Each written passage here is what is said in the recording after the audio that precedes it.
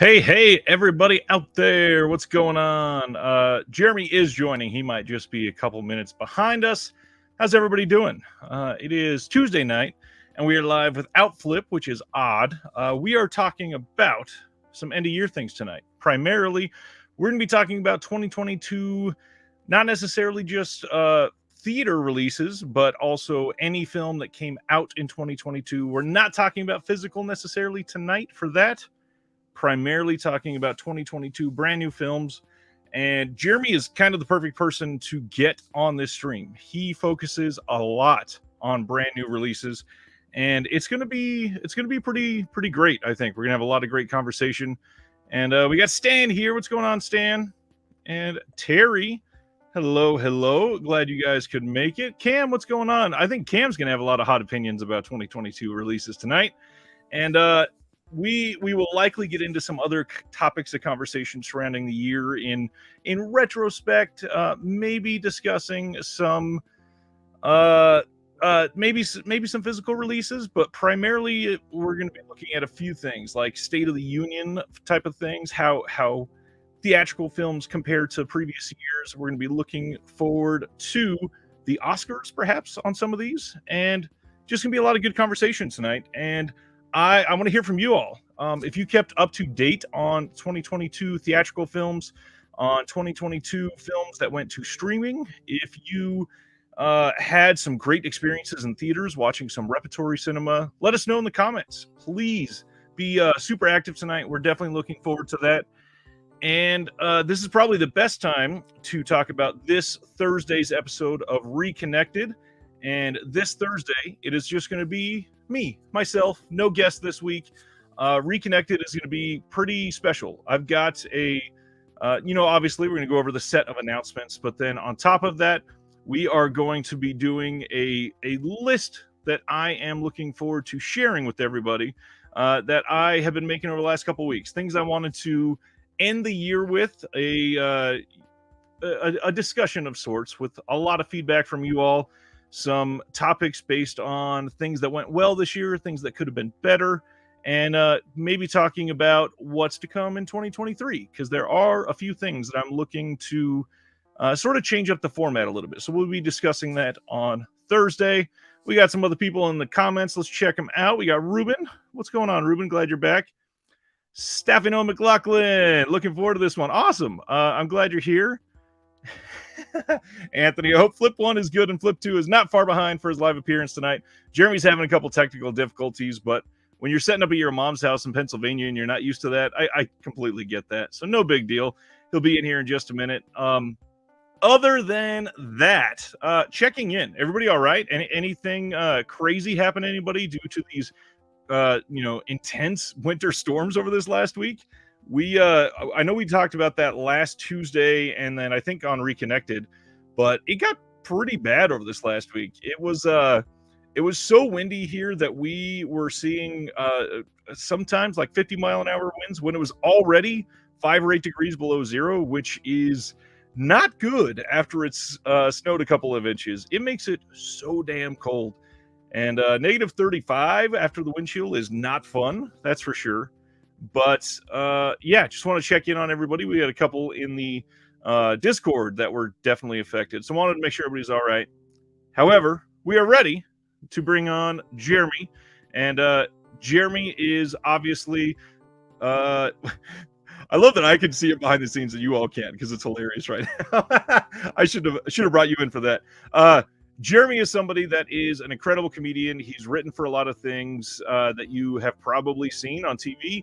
He's also written a film, and I am proud to call him one of my favorite people and best friends. And so here's Jeremy. Sorry I'm late long. Hello. Oh, thanks. You can hear me? I was having some technical difficulties. Yeah, you're good. What's going on? Good. Happy to be here. How's this lighting? I'm still back in Pennsylvania, and I was trying to figure out the best place to do this after last time when Flip made fun of me for being in my mom's basement. It's not great. The basement might have been better, but hey, that's all right. We'll figure it out. Hang on. I think I can. Well, luckily this is a dimming one. Let's bring it down a smidge. Chester says yes, but the warm-up is coming. Sardis is back live with us. What's going on, Yeah, Sardis? that's maybe a little better, right? Yeah, that's a little bit I better. dimmed it down a bit. Our friend John Stumpf is here. He's a big fan of the Oscar stuff, so we're going to be getting into some of that for sure. Holland Oates is here live. Hello. And then Ruben, this might be a hot take for a lot of people. Fell asleep watching Top Gun Maverick last night. I thought it was pretty boring. Don't blame you, Ruben. Who said that? What, fell asleep watching Top Gun? That was Ruben, yeah. Yeah, Ruben, I don't blame you. I mean, I thought it was all right, but I don't get all the super big hype around that personally. But then again, I wasn't a big fan of the original Top Gun, which I know a lot of people were. Me neither. Oh, Dan says, is that Jeremy or Tom Cruise from Magnolia? well, because I have my hair slicked back today, and I also just got a haircut. I just got it brought up a little bit. I didn't obviously go too short. Good. What's going on, Wave? Sardis says you're having a problem with your makeup. No, well, but it was legitimate technical difficulties. I somehow got logged out of Facebook and couldn't remember my password, and that's where Ryan sends me the link for this. I could have just sent it to you another way. Yeah. Eric, stopping by for a bit, hoping to watch another film or two tonight. Nice. Hey, Eric. I know a lot of these people from the Discord, and I know Holland Oates because they commented on one of your other videos saying, "Can't wait to see Fake Flip and Ryan talk about the best movies of 2022." I think he said the real Flip, but that's okay. Oh, real Flip. He did say the real Flip. That's me. So just a little primer for tonight. Jeremy is going to be the main one that is going to have a lot of the discussion on 2022 films. I'm going to have a lot of opinions based on things that I haven't seen, which is never a great thing.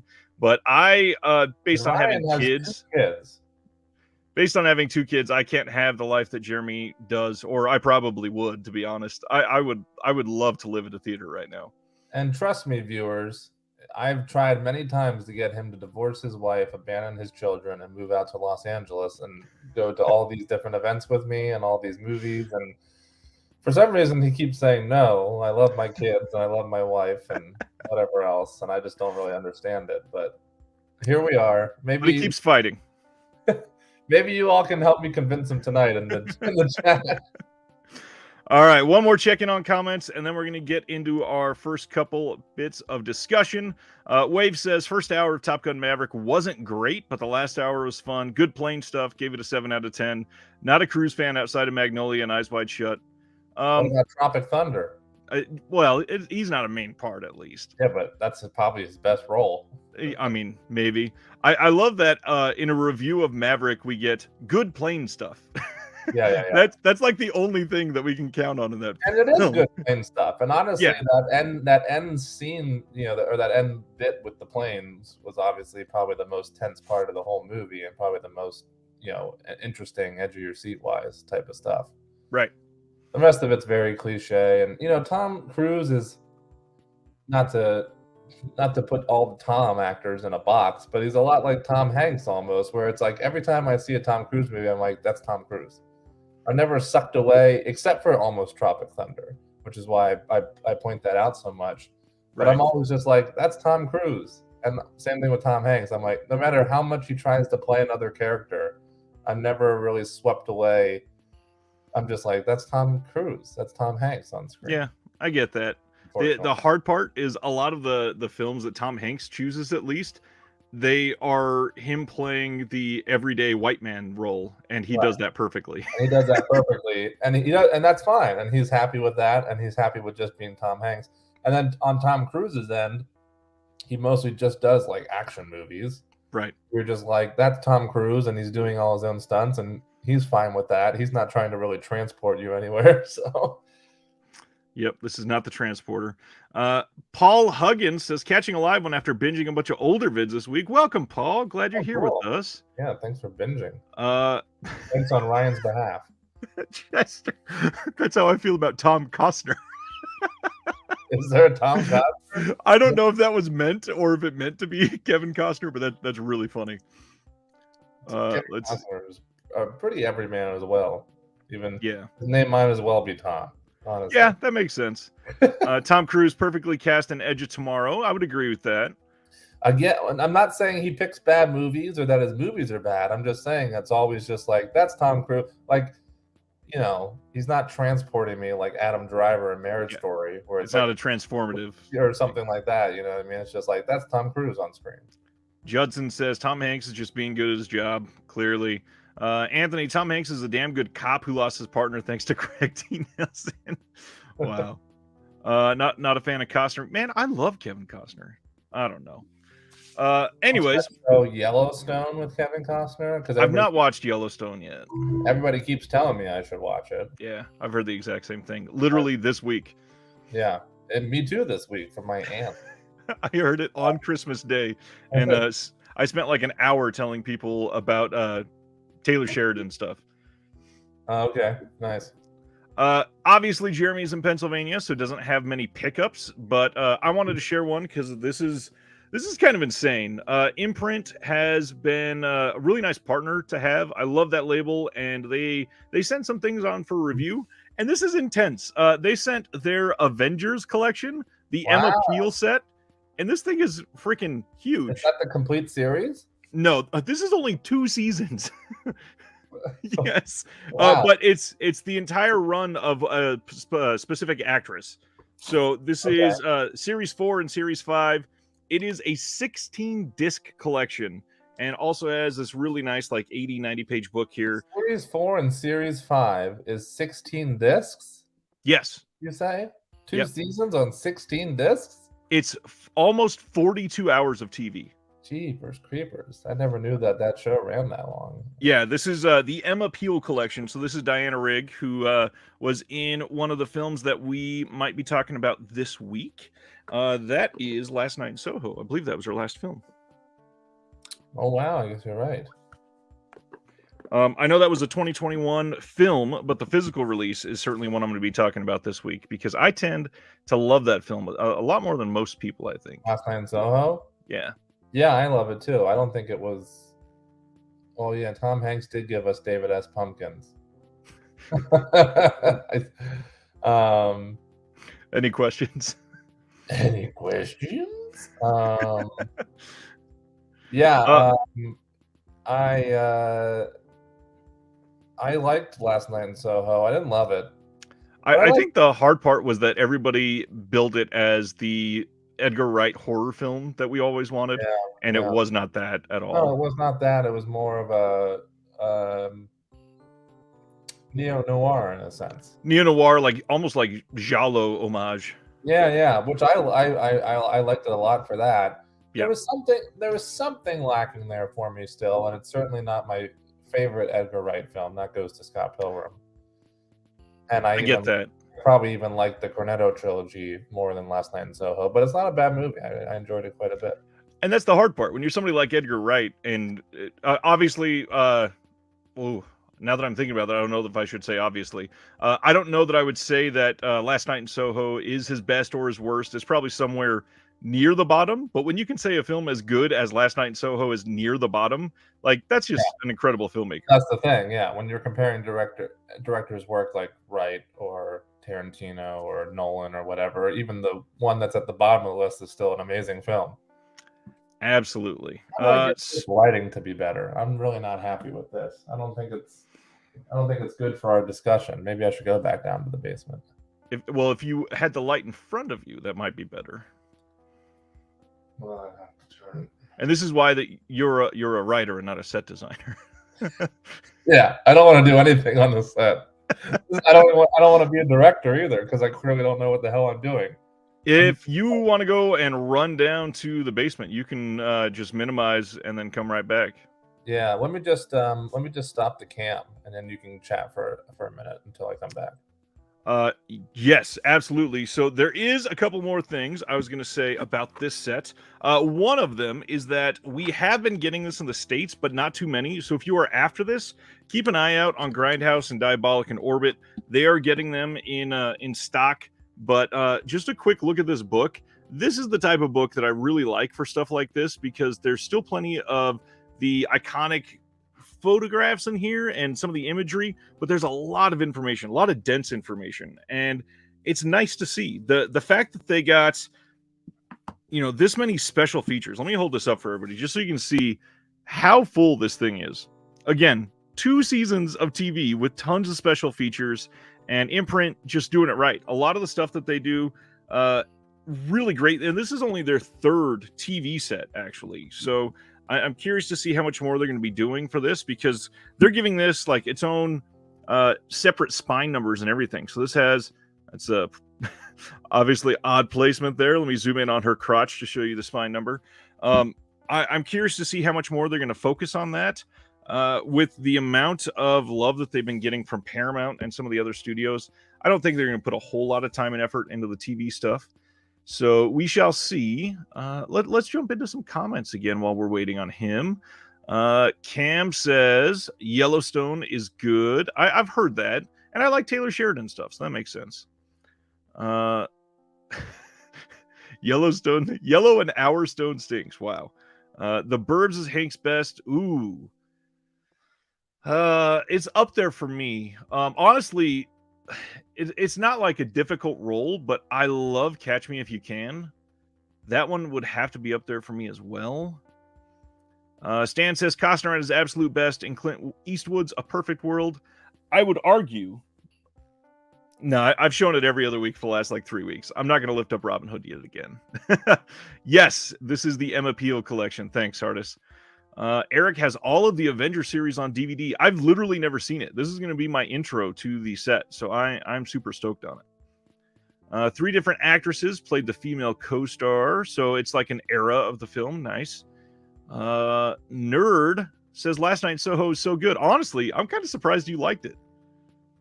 Stan says Alex Garland's Men almost broke my brain. That is on my watch list over the next couple of weeks, so we can finally talk about it. I don't know why I'm so far behind on that.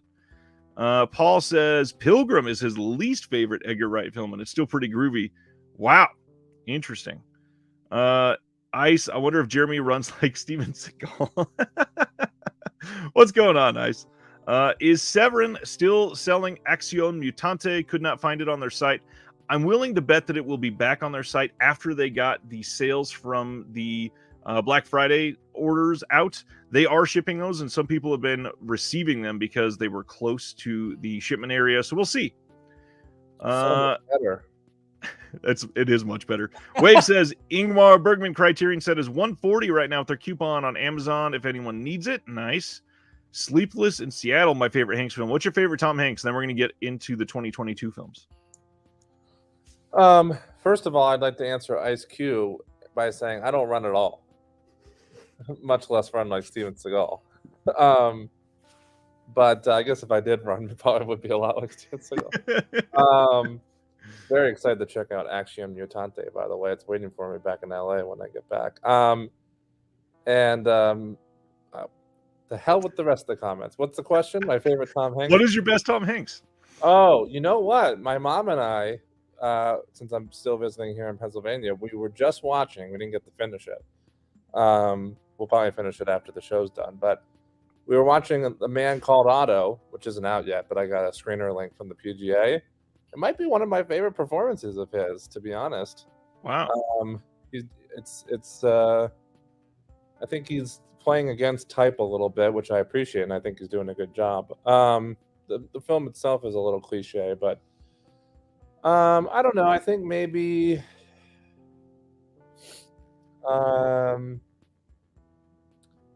probably Castaway, I think, is probably arguably his best performance.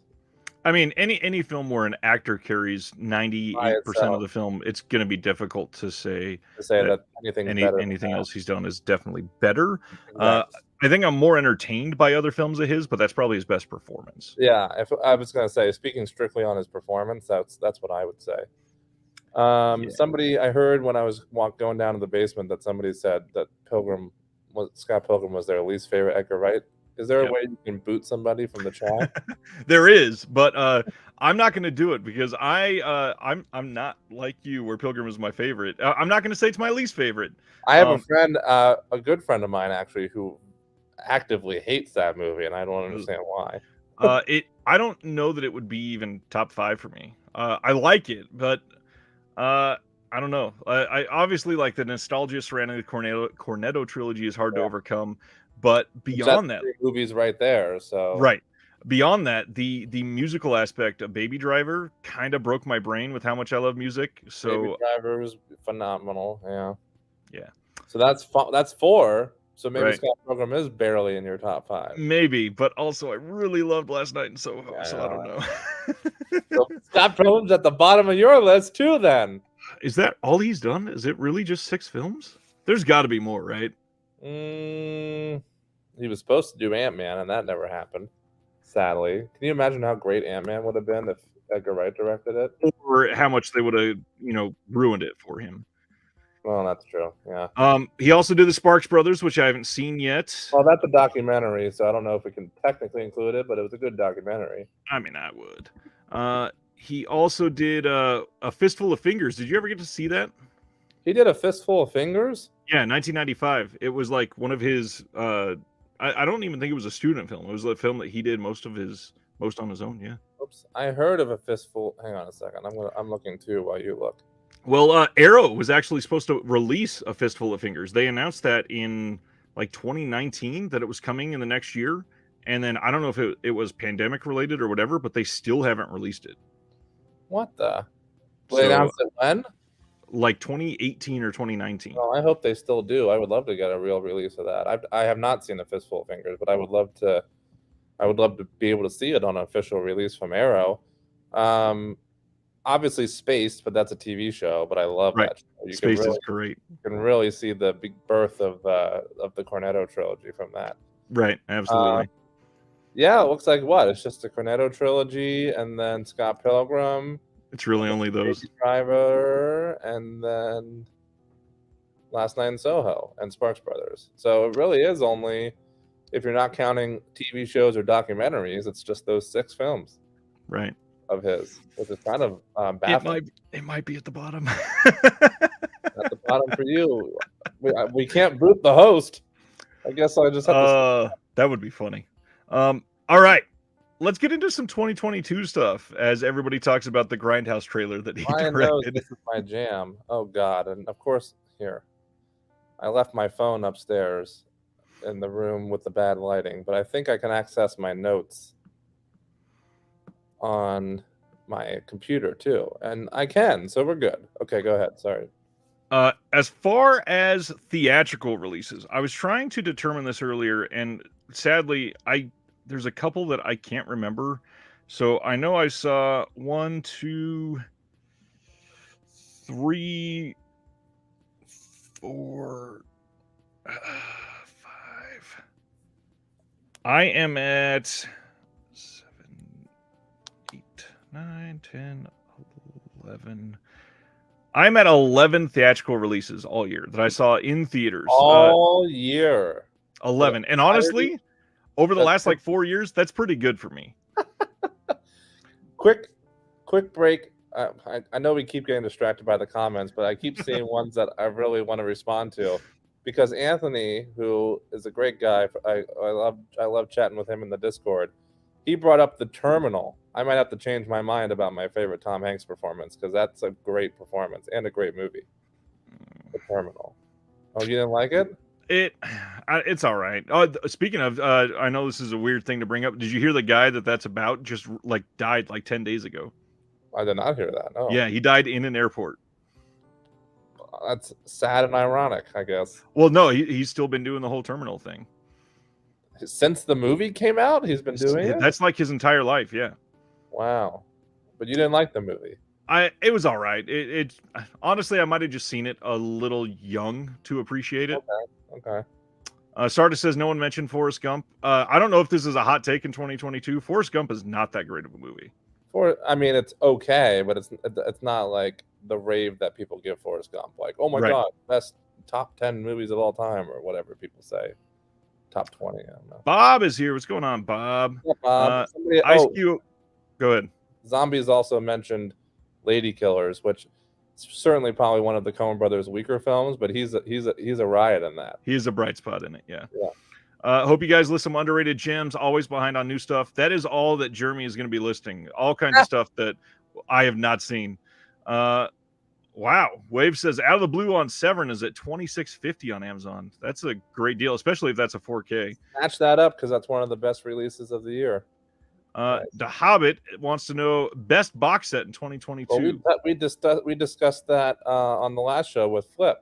We did, and I'm going to be going over more of it this week. However, I will hold up what is probably going to make my top of the list. I adore this After Dark set.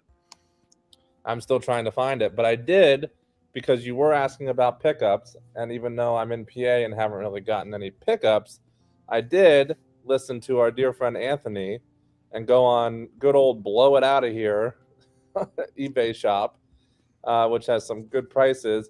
Right after Christmas, just as I suspected, I called it, didn't I, Ryan? Yep. They changed right after Christmas Day. They flipped it. They flipped their sale, their little bonus offer, back to buy 2 for 15% off. So I got the new Volume 2 After Dark set and all our haunts. Yep, there it is. And you have all of our haunts too, right, Ryan? Yes. Wow, I actually can reach it. This is sad. Boom, boom, boom. So I'm very excited about two of the best box sets of the year, right, Ryan? Yes. And I got an amazing price. Well, all the haunts, depending on who you ask, all the haunts is technically a 2021 release. Cam saw 38 movies in the theater this year. I mean, that's still probably way less than Jeremy, but oh my gosh, that is awesome. By the way, thanks, Mom. My mom brought down my phone for me, guys. Oh, nice. Thanks, Mom. Speaking of, well, you said that's way less than Jeremy, but 38 still good for, I think, the average person to see. Oh, absolutely. Averaging almost one a week is pretty impressive. I don't know. I'm not. I'd have to go through my letterbox, I guess, to guess how many, or to not guess, but to actually track how many I've seen in theaters. But I'm this close to 500 films for the year. Jeez. I'm like, you think you're gonna get it? I need to watch like 10 in less than a week. Oh, you'll do it then. Justin says, update on the terminal guy. He left the airport in 2006, but started living in it again in September of this year until he died. Oh, so he just restarted again in September. Literally like 10 or 11 days ago, which means he probably knew it was coming. I was gonna say the exact same thing. He must have. Yeah. Well, that's sad, but I mean, he went out doing what he loves. Some people bringing up Tom Hanks in Road to Perdition, and let's see. I thought there was one other. Oh, Bridge of Spies. Sardis brought up Bridge of Spies. I don't know. I wasn't a big fan of that one. I gotta be honest. I don't think I've seen Bridge of Spies. It was the Coen brothers. I think it was like adapted by Coen brothers. They had something to do with it. Oh, it was produced or something. That's right. Ragnar reminding everybody 50% off of Synapse at NVD. Get that Suspiria release from them. That 4K is incredible. Okay, I 2022. saw Avatar: Way of Water yesterday. It was good. What did you guys think of it? If you saw it, you didn't see it, did you, Ryan? I've not seen it yet. No. I'm also not clamoring to go see it either. Yeah, I wouldn't advise anybody to be clamoring to go see it. Somebody said it best in your Discord, I think, where they said, story is just like so bland and cliche. Visual effects through the roof, which is what you would expect. So if that's all you want to see going into it, then fine. I don't know if you really need to sit through 3.5 hours of it, but I mean, it's all right. Bob's Blu-ray says Out of the Blue was impactful, worth every penny. I just wanted I can't not highlight Out of the Blue. So I just wanted to say, okay, now we will come back to chat in just a minute. One thing that I know that Jeremy and I constantly want to harp on at the end of the year, and that is that I'm just going to say up front, we are not going to talk about the worst of the year. It is really shitty to do worst of lists. I'm not going to put anybody down that doesn't necessarily, except for when you're one of the big guys, like the fact that Variety put out an article on the worst films of the year, and Bones and All was on it, and some others that are obviously decent movies. You saw me bash that guy. It is ridiculous. That really pissed me off, and I went to town on him on my Twitter, because it's one thing for a YouTuber to do it, and then it's really just clickbait for the most part. Right. Even that's immature and unnecessary, especially at this time in our society. But yeah, for for a publication like Variety, to who let that one slide through? You know what I mean? And then bad enough to have a worst of list, but yeah, to put Bones and All on it. Oh my gosh, I need to find out where that guy lives so I can throw a brick through his window. Definitely not meaning that intentionally, obviously.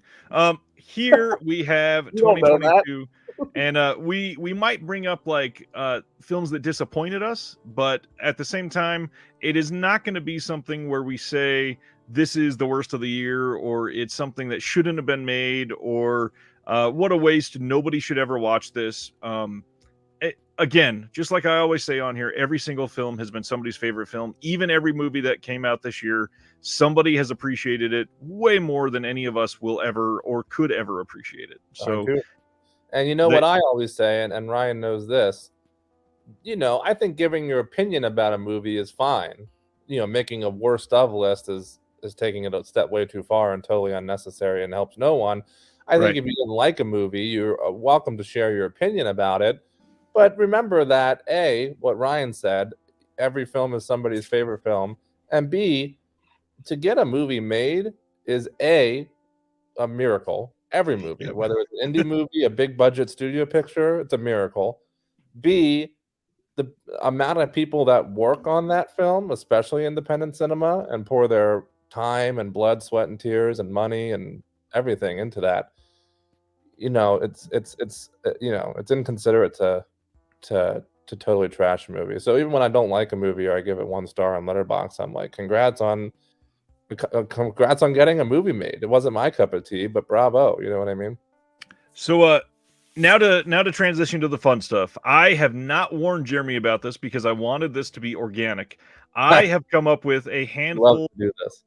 Interesting categories that we're going to discuss. So the first one, Jeremy and I are known to be not like Marvel super fans, but at least enjoy the films from the MCU. So, with a year with 3 new Marvel films, let's discuss how those impacted us overall. So, first we had the Doctor Strange: The Multiverse of Madness, directed by Sam Raimi. Then we had Thor: Love and Thunder, directed by Taika Waititi. And then third, we have Black Panther: Wakanda Forever, directed by Ryan Coogler. Well, I'll tell you what. This is the first year, I think, in a while at least, that none of the Marvel films were in my top list. Oh wow! And when you say top, we're saying top 22 for you, right? Well, for this year, yes. So everybody should know that I always go by whatever the year is. So last year was the top 21 films of 2021. This year will be the top 22 films of 2022, and so on and so forth. So, but no, so the last couple years, I think at least one, if not most of the Marvel films that came out that year and ended up on the list somewhere, or at least in honorable mentions.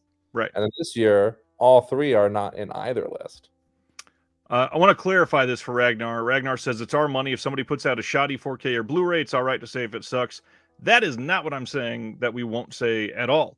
I will absolutely call out shoddy 4Ks or Blu-rays. What I'm saying is, if we had a list of all 814 of the films that were released this year, I would never personally put out a list and say, these are the 10 worst films that were made in 2022. Yeah, so we're not talking about releases of older films on a boutique label or anything. We're talking about brand new films of 2022. So those 3 Marvel films, we got Doctor Strange, we got Thor: Love and Thunder, and we have Black Panther: Wakanda Forever. I would agree. I think that all 3 were not up to par with what we would expect over the last couple of years.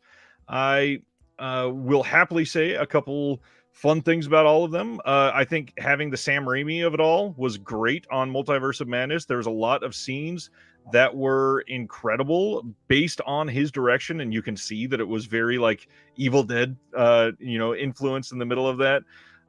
It was nice to see some of the horror elements, especially in that final act, obviously. Thor: Love and Thunder, I think that it was really interesting to see that type of a villain. I think that they held him back far too much. I think that the idea of the God Butcher was great, but we didn't even see him butcher any freaking gods. Come on. Yep, it was very, very sad. Wakanda Forever, though, I will throw out there, I think might be, in my opinion at least, the best villain, not just best of the year, the best villain for MCU that wasn't Thanos.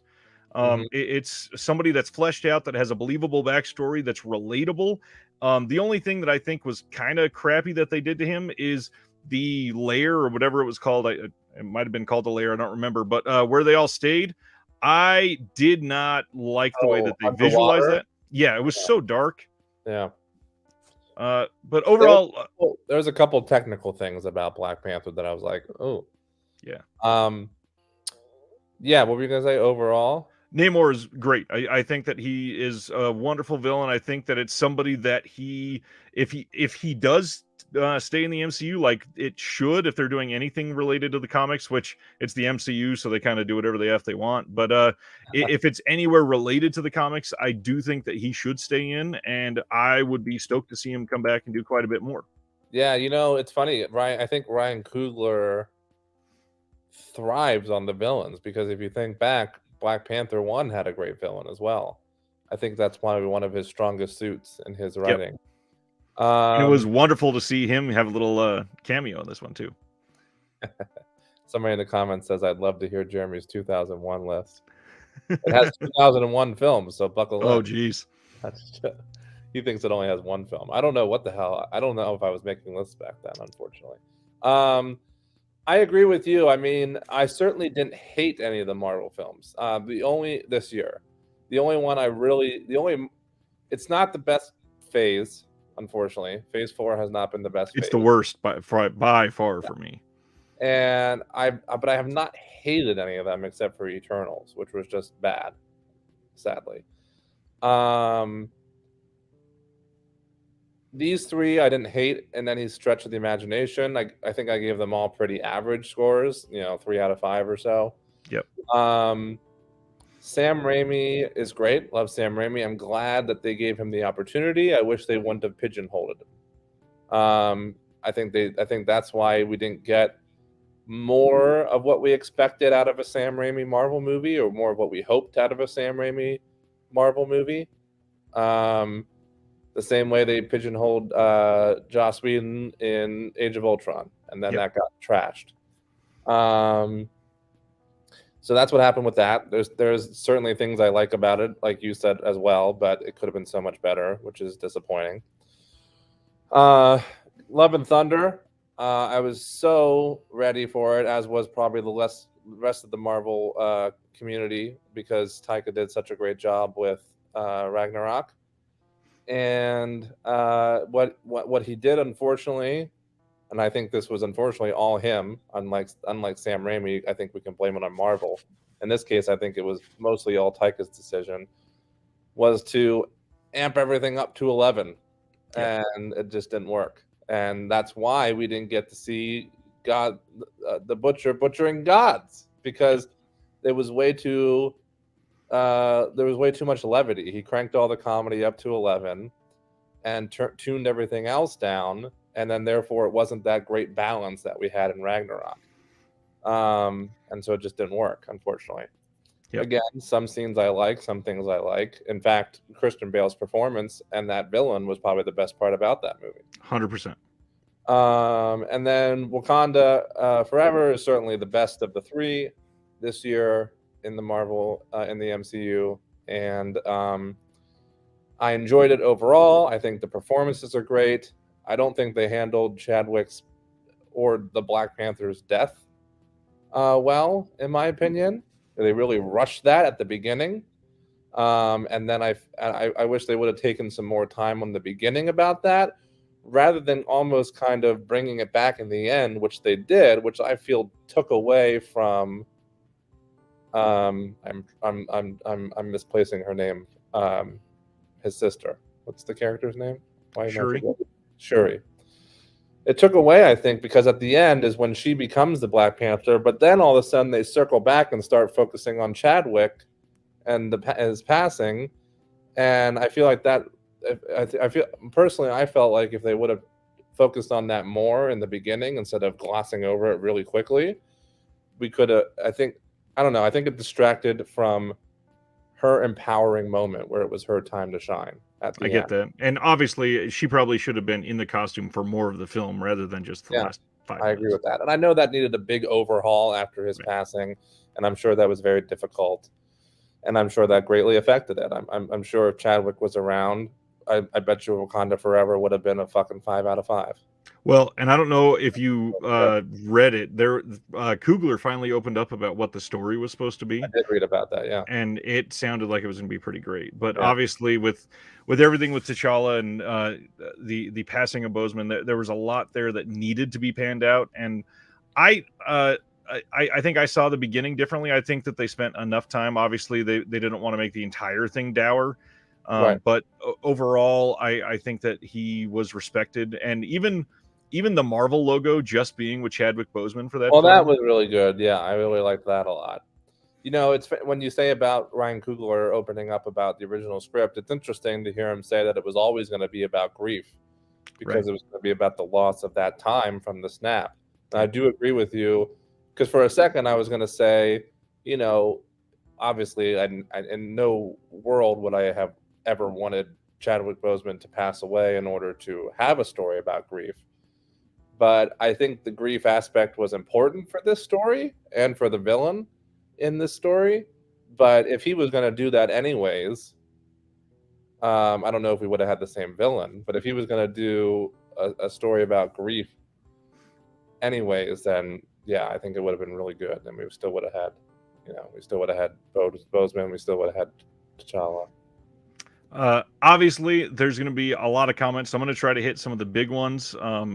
If you want it highlighted, you know what to do. But I thought Doctor Strange was terrific. Love and Thunder was bizarre. Let's see. Multiverse of Madness hit perfect for Justin Robbins. Not a huge Marvel fan, but I loved experiencing that one in the theater. Nice. That's good. Sardis, I think a lot of people are feeling this. Got Marvel burnout. Need to go back and check out those I missed, but no time soon. I'll tell you, I have high hopes about the future. Even though Phase 4 was rough, I'm looking forward to Quantumania. I'm looking forward to Guardians of the Galaxy 3. There's quite a few I'm looking forward to in the start of Phase 5 next year, personally. So we'll see. We'll see if they redeem themselves. John Stump says, I'd sit the Returnals 4 times over watching Thor 4 again. Wow, I can't agree with that at all. Thor 4 wasn't that great, but I'd watch that. I'd jump in a pool of razor blades before I watch Eternals again. Ice wants to know, would you put Werewolf by Night on a list, even though it was streaming only? Obviously, I think if you put that one, you'd have to put the Guardians of the Galaxy holiday or whatever, the Christmas special. Yeah, you would probably have to add that one as well. And I gotta be honest, I haven't watched either one of them. I've only watched one of the Marvel things on Disney Plus, and that was WandaVision. I've not given a time to any of the other series. There's just too much to watch, obviously. Obviously, WandaVision's great. It's certainly their best show. Werewolf, honestly, Werewolf by Night and the Guardians of the Galaxy holiday special are about the same as the movies this year to me. Very average, somewhere in the middle, 3 out of 5 stars or so. The holiday special is fun. I love Guardians of the Galaxy and I love James Gunn, but I felt they were trying to cram too much into an hour. It's like he was trying to do their movie in a special. So that was a drawback for me. And then with Werewolves at Night, it looks gorgeous and it's great. And I love that they gave Michael the ability to direct this, but it's not a good, I don't know. It's just, there was nothing, it was just a very bland storyline. Right. For me. All right, we're going to move on to our second category, and this one is going to have you're going to answer 2 of them, and I'm going to answer 1, and you'll see why. At some point, I'm going to be able to tell you my top 22 of the year, right? Of course. Okay. That's got to be what we're leading up to, though. Okay. The first one that we're both going to answer is, what was our favorite or most enjoyable theatrical experience this year? So maybe the crowd was exceptionally good to be a part of.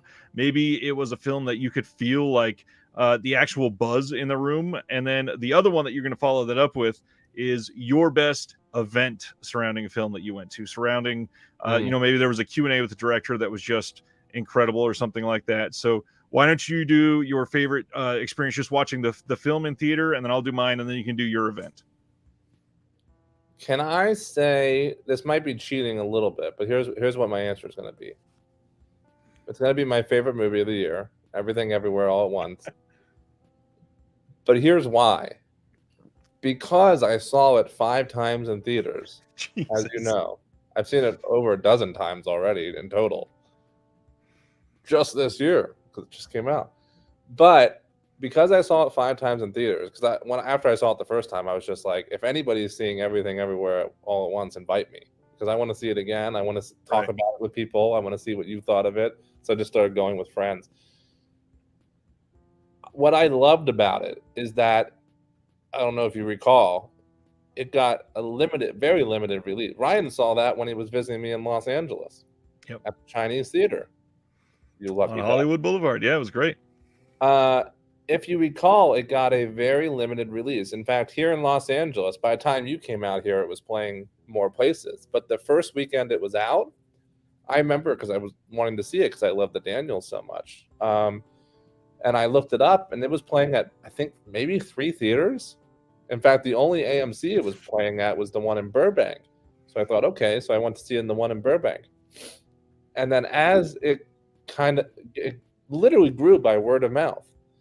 People were talking about it. People were hyping it up. Oh my God, you got to see this movie. And then sure enough, it started getting in more and more theaters week after week. And the reason I'm saying this is my favorite theater experience is not just because it was my favorite movie of the year. And when I saw it the very first time, I went in blind and was totally just blown away by it, of course.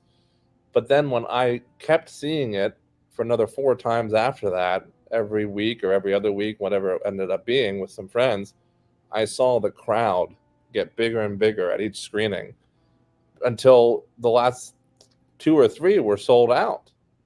I just loved seeing it grow like that by strictly like the love of the movie and the love of the craft and people talking about it and people saying, you got to see this movie.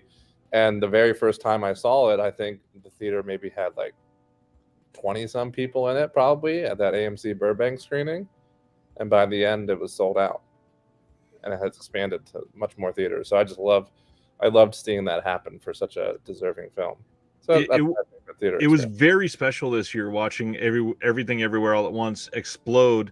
That and Terrifier 2 both had these very grassroots viral expansions, which genuinely does not happen every year, even once. And to have it happen for 2 films in 1 year in 2 very different genres, to 2 very different deserving groups was really special to witness. And not to get like Hollywood or nostalgic about past times or anything like that, but it was very nice to feel that coming to the first like safe wave out of the pandemic, to see people finally going back and enjoying it together. It was beautiful to see it exploding. And Everything Everywhere, it had this growing wonderful feeling of everybody needs to see this the first week and a half or so. And then after those first expansions, people started saying like, hold up, this may be the most successful A24 film yet, which for a studio like A24, that is incredible. First of all, that would be the case. Wow, look at that. The fact that it exploded the way it did, and then it stayed in theaters as long as it did, is a massive achievement. But beyond that, just for a film that is as long as it is, to be able to stay in theaters like it did, that is absolutely insanity in 2022. A non-studio picture that's that long, that initially it was only going to be a limited release and then booted, and that is almost impossible to explain or convey in a trailer. Just the love and the growth that got, very well deserved. And the top lining actor is Michelle Yeoh, and not that Michelle Yeoh isn't legendary, but for the U.S. to mainstream audience, exactly, for the U.S. to grasp onto a film like that is kind of unheard of, and to do that during a pandemic in a year where everything was just finally seeming to come back to slightly normal in the theaters is massive, absolutely massive. Chester wants to know: do you believe Everything Everywhere is the favorite to win Best Picture at the Oscars? I think it is, and I don't say that. I say that as unbiasedly as possible because even though it's my favorite film of the year, if you've been watching what it's been winning so far and where it's being nominated, which is what you have to pay attention to as far as the Oscars are concerned, I think it stands a pretty strong chance of winning the Best Picture Oscar, to be honest. And I can't think of a more, not just a more well-deserved movie this year, but like in the last couple of years of what actually ended up winning Best Picture. It's hard for me to think of like a more deserving Best Picture winner, but I think it stands a pretty strong chance. It's 100% going to be nominated, but whether it will win is up to, we'll see. This is the perfect time to say that Jeremy and I will be doing some Oscars videos this year leading up to it. The day or around the day when they announce the nominees, we're going to be discussing that on here. And then I'm going in blind. That's how Ryan likes it. After the Oscars, we will be doing a wrap up to discuss everything. Jeremy's going to give us all of his predictions. I'm actually probably going to do a predictions list this year, and we're going to see how many each of us got right. The big thing, I don't think it is a favorite to win, and I'm just going to say that based on the Academy over the last 10 or 11 years. Everywhere? You don't think it's going to win? I feel like it's going to go to somebody like paying attention to the awards leading up to the Oscars because it's important to keep an eye on that. Yes, and it won at critics, and it won at another one too, which is true, and I get that, but we'll see. I don't know. I feel like the fact that it released when it did might hurt it a little bit too. I think if the impact was felt around September or October into right now, I think it might have been a little bit more of a lock, but we'll see. All right. Stan says his favorite theatrical experience this year was Crimes of the Future. Mine too, just because I had to keep nudging Ryan awake. Okay, so I'm going to talk about my favorite theatrical of 2022, and it was when I napped during Crimes of the Future. No, I'm just kidding. I wish. Just having the smell of Jeremy's odor next to me made it my favorite. That's what I wanted you to say. The funny thing is the fact that I liked it less on rewatch at home when I could see the entire thing. It's not great. I wish you would put your quote on the Blu-ray box. Better with my eyes closed. Ryan Virrell. Oh man. So my favorite theatrical experience for this year is one that I don't even know how to address this one without nostalgia, because it really brought back the last time that I was able to do it, which was 2010. And for those paying attention to the years, you probably already know the answer to this one. But I grew up in an era where the late 90s and throughout the 2000s, I was in my formidable years, and we threw caution to the wind a lot during that time. A lot of us pretended that we didn't care about anything. We did embarrassing things just to get likes and stuff, whatever. Hated that time. Anyways, the fact that I got a brand new Jackass film to see in the theater in 2022 was so much fun. Seeing most of the guys minus Bam Margera and Ryan Dunn together in a film in 2022 is not something I expected.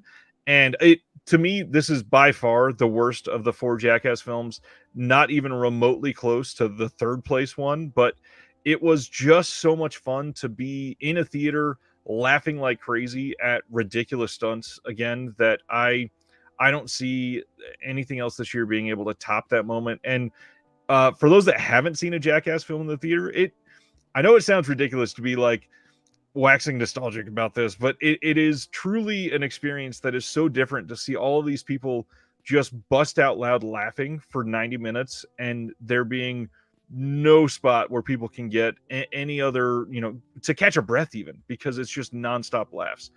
I love seeing those in the theater. Did you watch that one in the theater this year? I did not watch that one in the theater. I did watch it. If you can believe it, never been the biggest Jackass fan. No, that makes sense. Just not. I've seen them all. There's some things I can appreciate it, but that type of humor has never been like the top of my list. More so like a Naked Gun type of airplane humor. The good old Michael, David, and Michael. Yep. David Wayne, Michael Showalter, Michael Ian Black. Anything they put out is that over the top kind of humor. Yeah. But I've seen it. I didn't rush out to the theater to see that one, but if you're nostalgic on it, then surely I can understand why that would be your favorite theater Yep. experience, without a doubt. It's a lot of fun. But now the fun part for Jeremy. I've been insanely jealous of all of your events all year long. There's so many times that Jeremy has texted me, "Hey, I double or triple booked myself even sometimes. Which of these do you think would be the best to go to?" I send them Here's way too long voice messages. here is the New Bev calendar for the month. This one has a Q&A, but that same night I had this other event. Which one should I go to? Something like that. And there's some that just hearing the story, I want to be able to say that this is the best of the years. But real curious to see what you're throwing out there as the best of the year. So give us all the juicy details. What do you think has been the most fun experience, the most fulfilling experience? And you cannot include the entirety of Beyond Fest. So I can't. Which you just saw me finish recapping yesterday. Yep. On my Instagram, which was really more for me than anybody else. I treat my Instagram page like a diary, basically, or journal. I'm like, let me just do this for myself. If anybody else likes it, great. When you first mentioned this, when you're, like, hey, here's question 2 and everything, my brain immediately went to the fairly recent, I think it was in November, PGA screening of The Fabelmans with a Q&A with the great Steven Spielberg, and Tony Kushner as well was there. And the reason I say that is because I've never seen Spielberg in person at any other events. I think his public appearances are pretty sparing. And for it to be about this movie, which was about his life, I enjoyed The Fabelmans to a point. I didn't like love it, but I liked it a lot. But to have it to hear for the first time, hear him talk in person about a movie that's about his life, that he really opens up in the movie, and then really opened up even more in the Q&A, and then to get to meet him and chat with him in person too, was an absolute treat that I never thought I would experience. So that was the first thing that popped into my head when you said it earlier, which some would say, well, if that's the first thing your head jumped to, then you should stick with it. Right. But then as we kept talking, I realized, nope, this is the best. This was the best one. Not the entirety of Beyond Fest, although I wish I could say that, but you just said I can't. But a Beyond Fest screening, as almost stemming off of Ryan's nostalgia factor with his favorite theatrical experience of the year with Jackass, I have been a diehard Weird Al fan for my entire life, essentially, as soon as I could think for myself, at probably age 7 or 8 or something like that.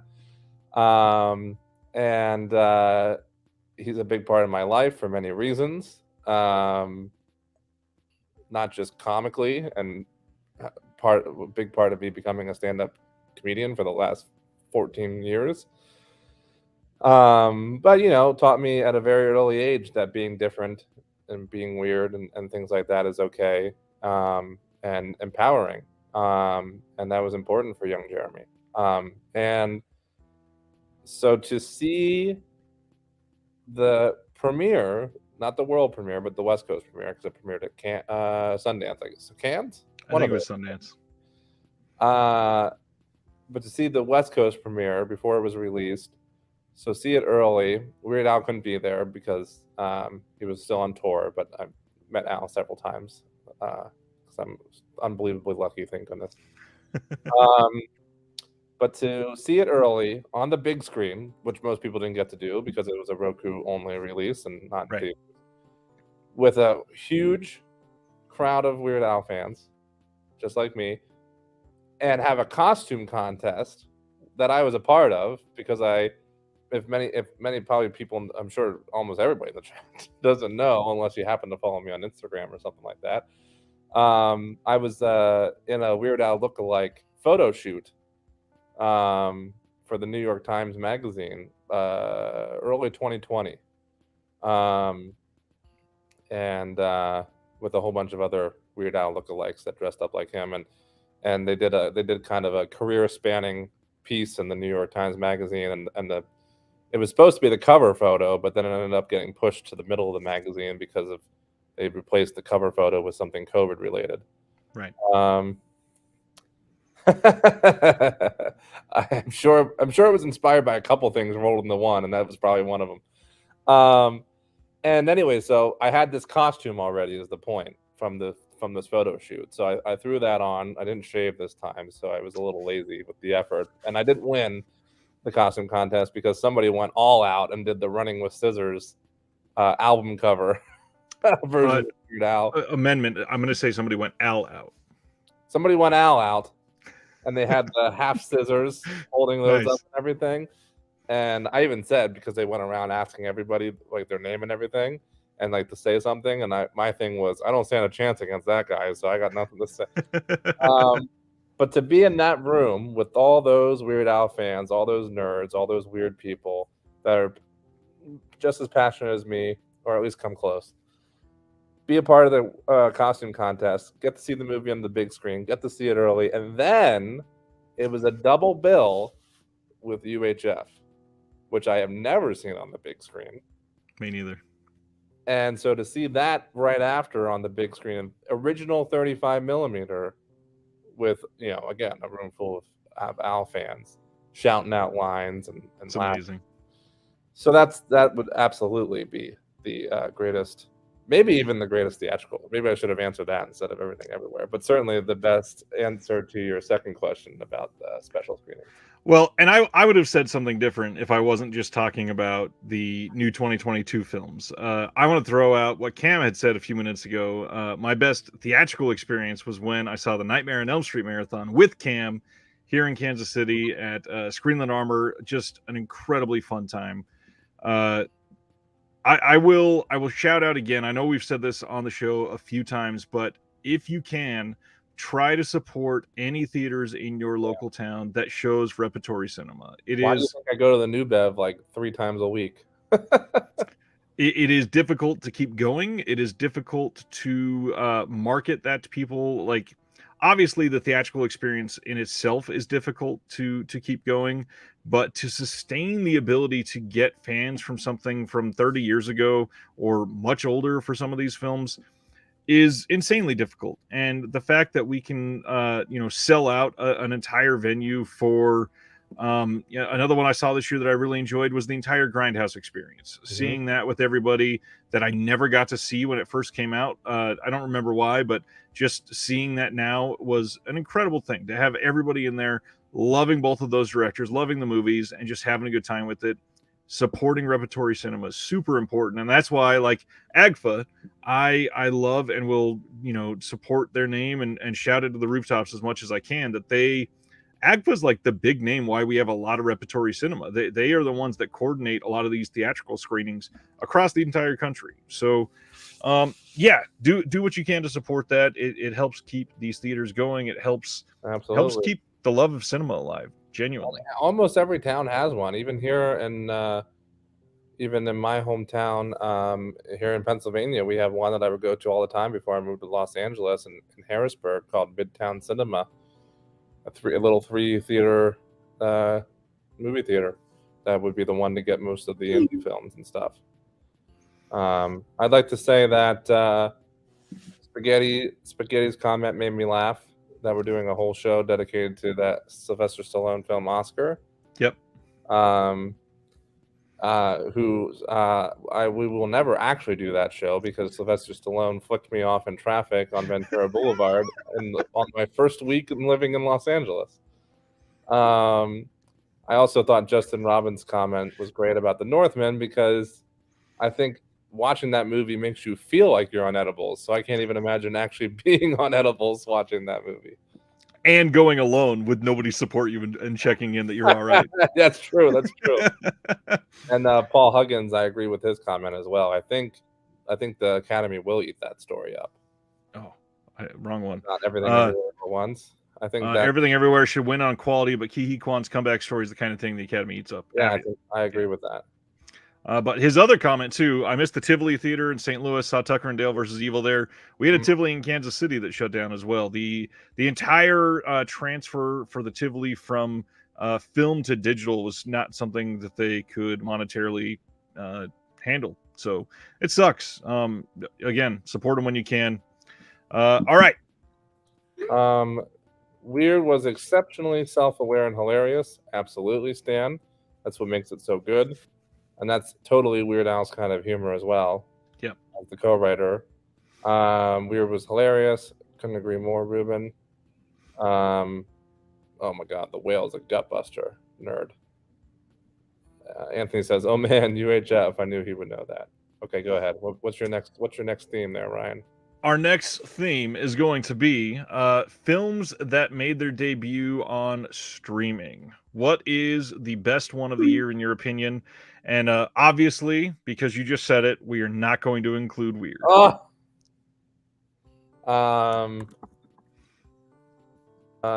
Okay. Let's see. Well, you go first while I think. I think I've just decided on mine.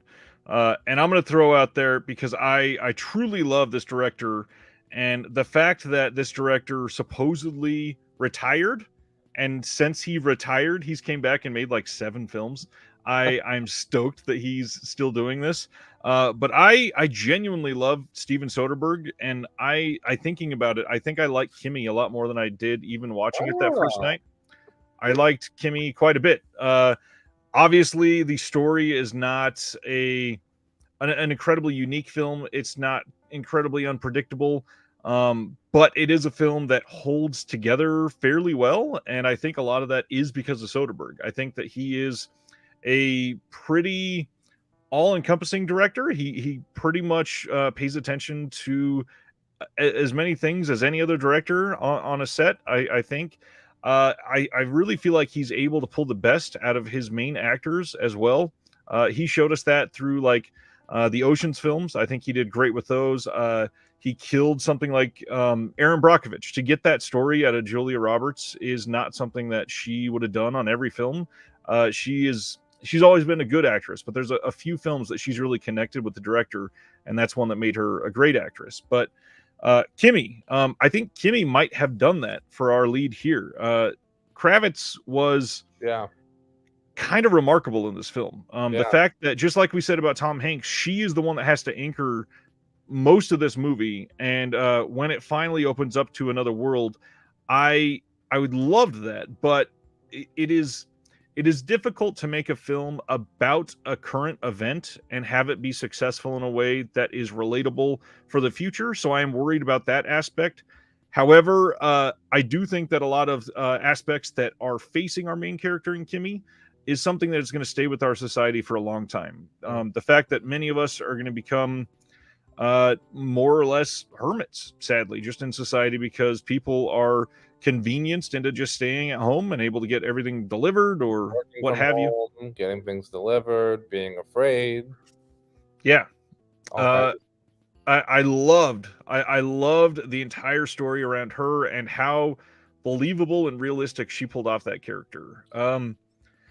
Only other thing I would throw out there for this is it's incredibly awkward to see that the character that played Buzz in Home Alone and then had a pop up in this is now known as a sexual predator. So, in real life, yeah, he got Me Too'd like crazy this year. Ooh, I didn't even know about that, but yeah. Well, that's a shame. I almost forgot about Kimmy completely because it came out so early in the year, which I guess isn't a good thing to say about it. But I did really enjoy it. I agree with you. I think it was really well done. I think Kravitz did a great job, and I'm obviously a big Soderbergh fan. Does Netflix count if things go? I guess going straight to Netflix, right? If it didn't have a theatrical release, because if that's the case, I would have to say Bardo, which is one of my favorite films of the year. That's a Netflix film. But you know what? Even though Bardo is great and it's on my top 22 of 2022 list, because it's Inarito. Sorry, I had a mini stroke. Yeah. I'm okay though. I just lost half my eyesight. I think I'm gonna something else. This is also, it's lower than Bardo, but just because I want to kind of highlight a more indie film for this question. I'm gonna say Cha Cha Real Smooth Mm. on Apple TV Plus. It's the sequel-ish follow-up second film by Cooper Raiff, who I had not heard of. I had decided to check out this Cha Cha Real Smooth when that came out. I guess it was pretty early in the year, probably around the same time as Kimmy, I guess. Yep. And I had heard some good buzz around it. It has a pretty decent cast, and I was blown away. I honestly connected to it on a very personal level, and I think the fact that I had not heard of Cooper Raiff and the fact that this was his second film that he wrote, directed, and starred in, I was like, oh wow. And so I went back and watched his first film right afterwards, Shithouse, and loved it. It's a little weaker than Cha Cha Real Smooth, which is great because then you can see his improvement as he goes along. But I still loved it, and they really are spiritual sequels because Shithouse is also written, directed, and stars him, and it takes place in college, and then Cha Cha Real Smooth, even though he's not the same character, he's like just done with college and kind of starting out in the real world as a young adult. But anyways, it actually had a profound effect on me, that film. It was quite emotional, and I really, really enjoyed it a lot. And I think he did a phenomenal job. I think it's a bit underrated because I didn't hear too much chatter about it this year.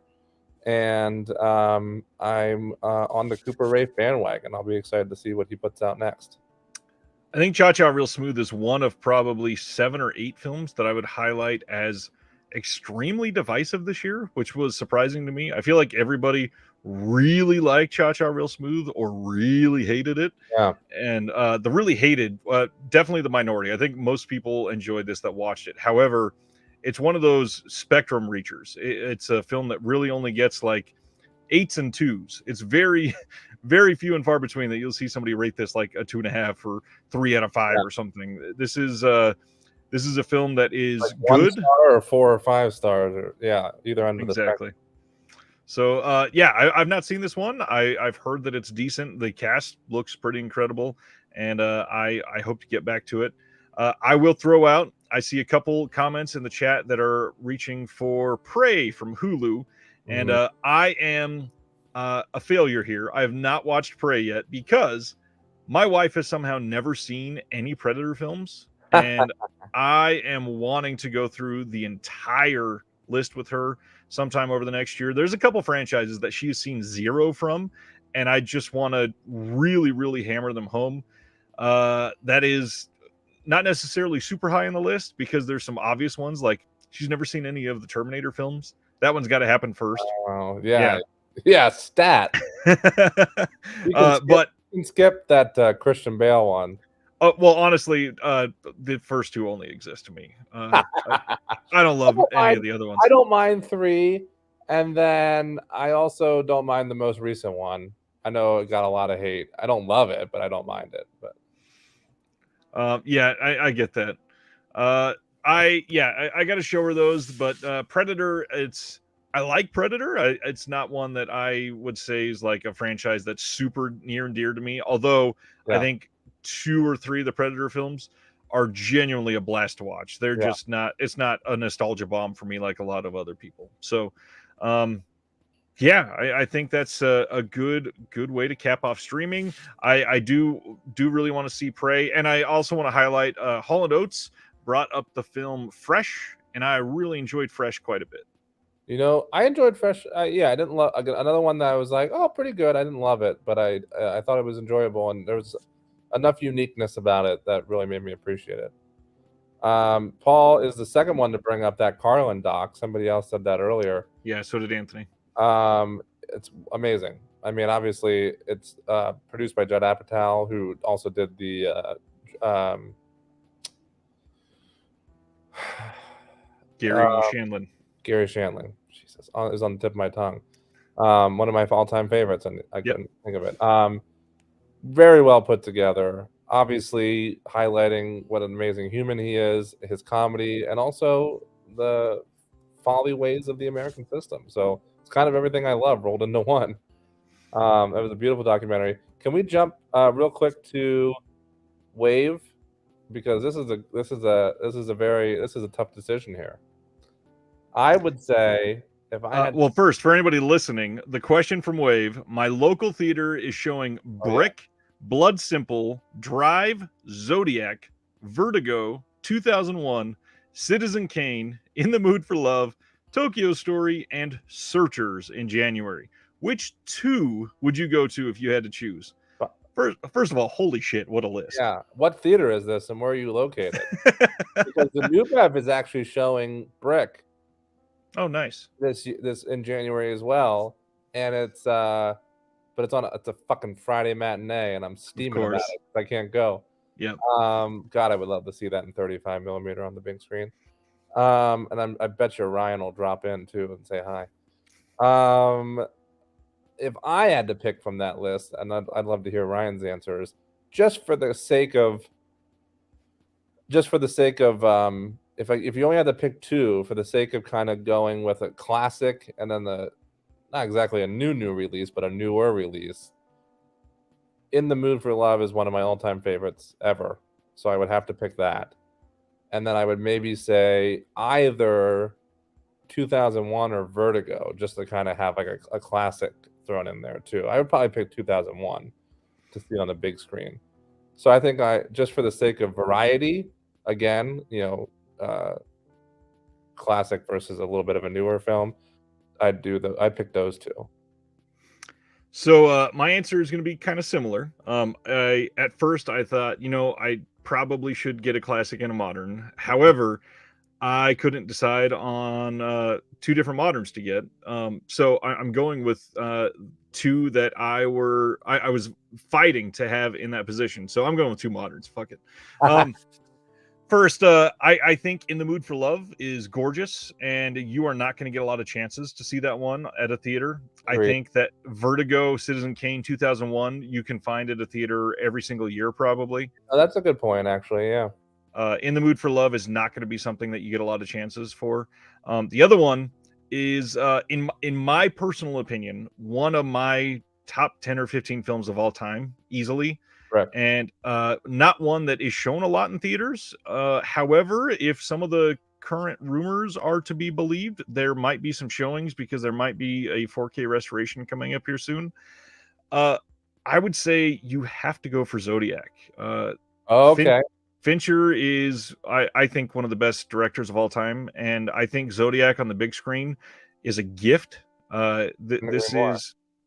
I think Vertigo is shown, I think Zodiac is shown a little more often though, because I just saw that at New Bev not even that long ago. Not outside of LA and New York. Okay, all right. That's the big thing. It gets a lot of those showings, but unfortunately, it seems like a lot of the rest of the country, Fincher's not super well supported in theaters. So, yeah.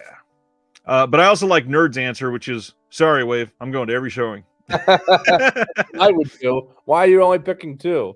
I would quit your job, sell your house, and Wave says it's the Texas Theater in Dallas. Wow, that's a great theater. You're lucky to have that. I would like to highlight Stan's one comment here because I unfortunately agree about keeping your expectations low for Prey when you get around to that. Yeah. And what did Paul say here? Paul said, which one? For streaming, I quite like Del Toro's Pinocchio. Okay, that's good. Oh, Sir. I really like that documentary, actually. Yeah, I still need to see that. Senior. I said Sir. Senior. Okay. You know what I liked Nick Stahl in? Zombies Ate My Arm? Did you ever see the very underrated indie flick, How to Rob a Bank? He's great in that. I don't think I did. Him and Eric Christensen. I think if I remember right, what year did that come out? Do you remember?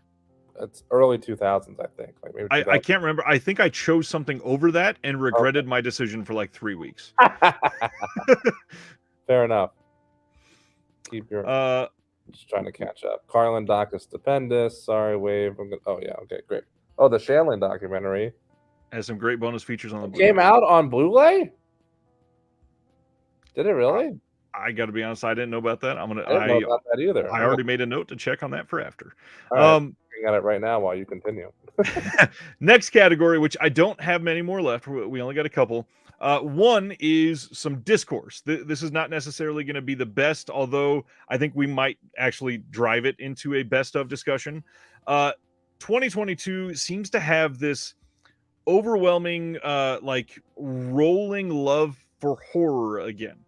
There are a lot of people in the horror industry and also just horror fans saying 2022 is one of the best years for horror in years. So I'm curious, what is your reaction to that statement?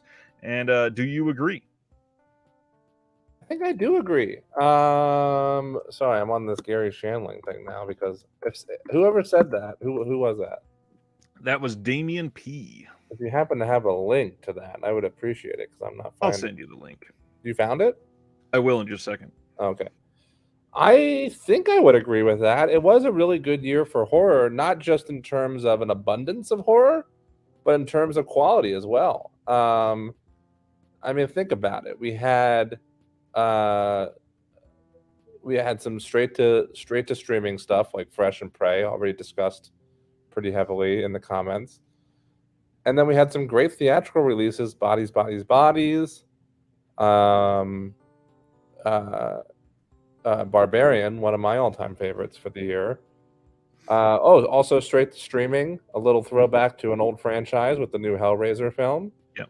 So we kind of had some new stuff. We had some new unique takes, some new voices to the horror genre. Barbarian, that was Zach's writing directorial debut, if you don't count anything he did with Wait as Kids. And I think Bodies, Bodies, Bodies was that writer-director's first film as well. I think like first theatrical film. Yeah. So we got some fresh voices. We got quite an abundance between theatrical and indie horror this year. Bones and All is technically considered a horror film, and it's one of my favorites of the year. Yeah, I think it was. I don't know. It's hard for me when I'm so focused on a year, especially in a conversation like this, talking like about the best of. It's hard for me to kind of remember like, oh, what all came out in 2021 horror wise, or what all came out in 2020. And so I'm drawing a bit of a blank in that regard to try and compare this year to some recent past years. But I certainly think this is a very strong year for horror, is what I'll agree with. Some obvious ones that were potentially left out from that little diatribe. This year we got the Texas Chainsaw Massacre streaming one. We got Studio 666. We got X and Pearl both this year. X and Pearl, I can't believe it. You know what? A24 is not only on a roll with their films this year in general, but on a roll with horror because they did those two and Bodies, Bodies, Bodies. Right. Some other ones that were great. The Leech came out this year. It is interesting. Some people call Nope a horror movie. I don't know that I necessarily agree with that. Big one, obviously, Terrifier 2, one that has to be mentioned. Maybe the most surprising success for me is how much Smile blew up the box office. Smile was great. I can't believe I forgot to mention that. There's a lot that you just mentioned that I just didn't. I was too busy rambling. But I mean, I loved Pearl and X. They're both high up on my list for the year. Smile had a lot of good stuff about it, and that's another first feature. Parker Finn's first feature.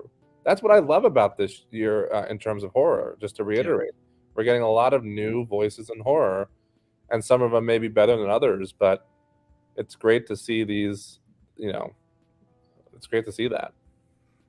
Orphan First Kill came out this year. Deadstream came out this year. And Orphan, Deadstream. Can we highlight Deadstream for a second? You know how much I loved that. Yep.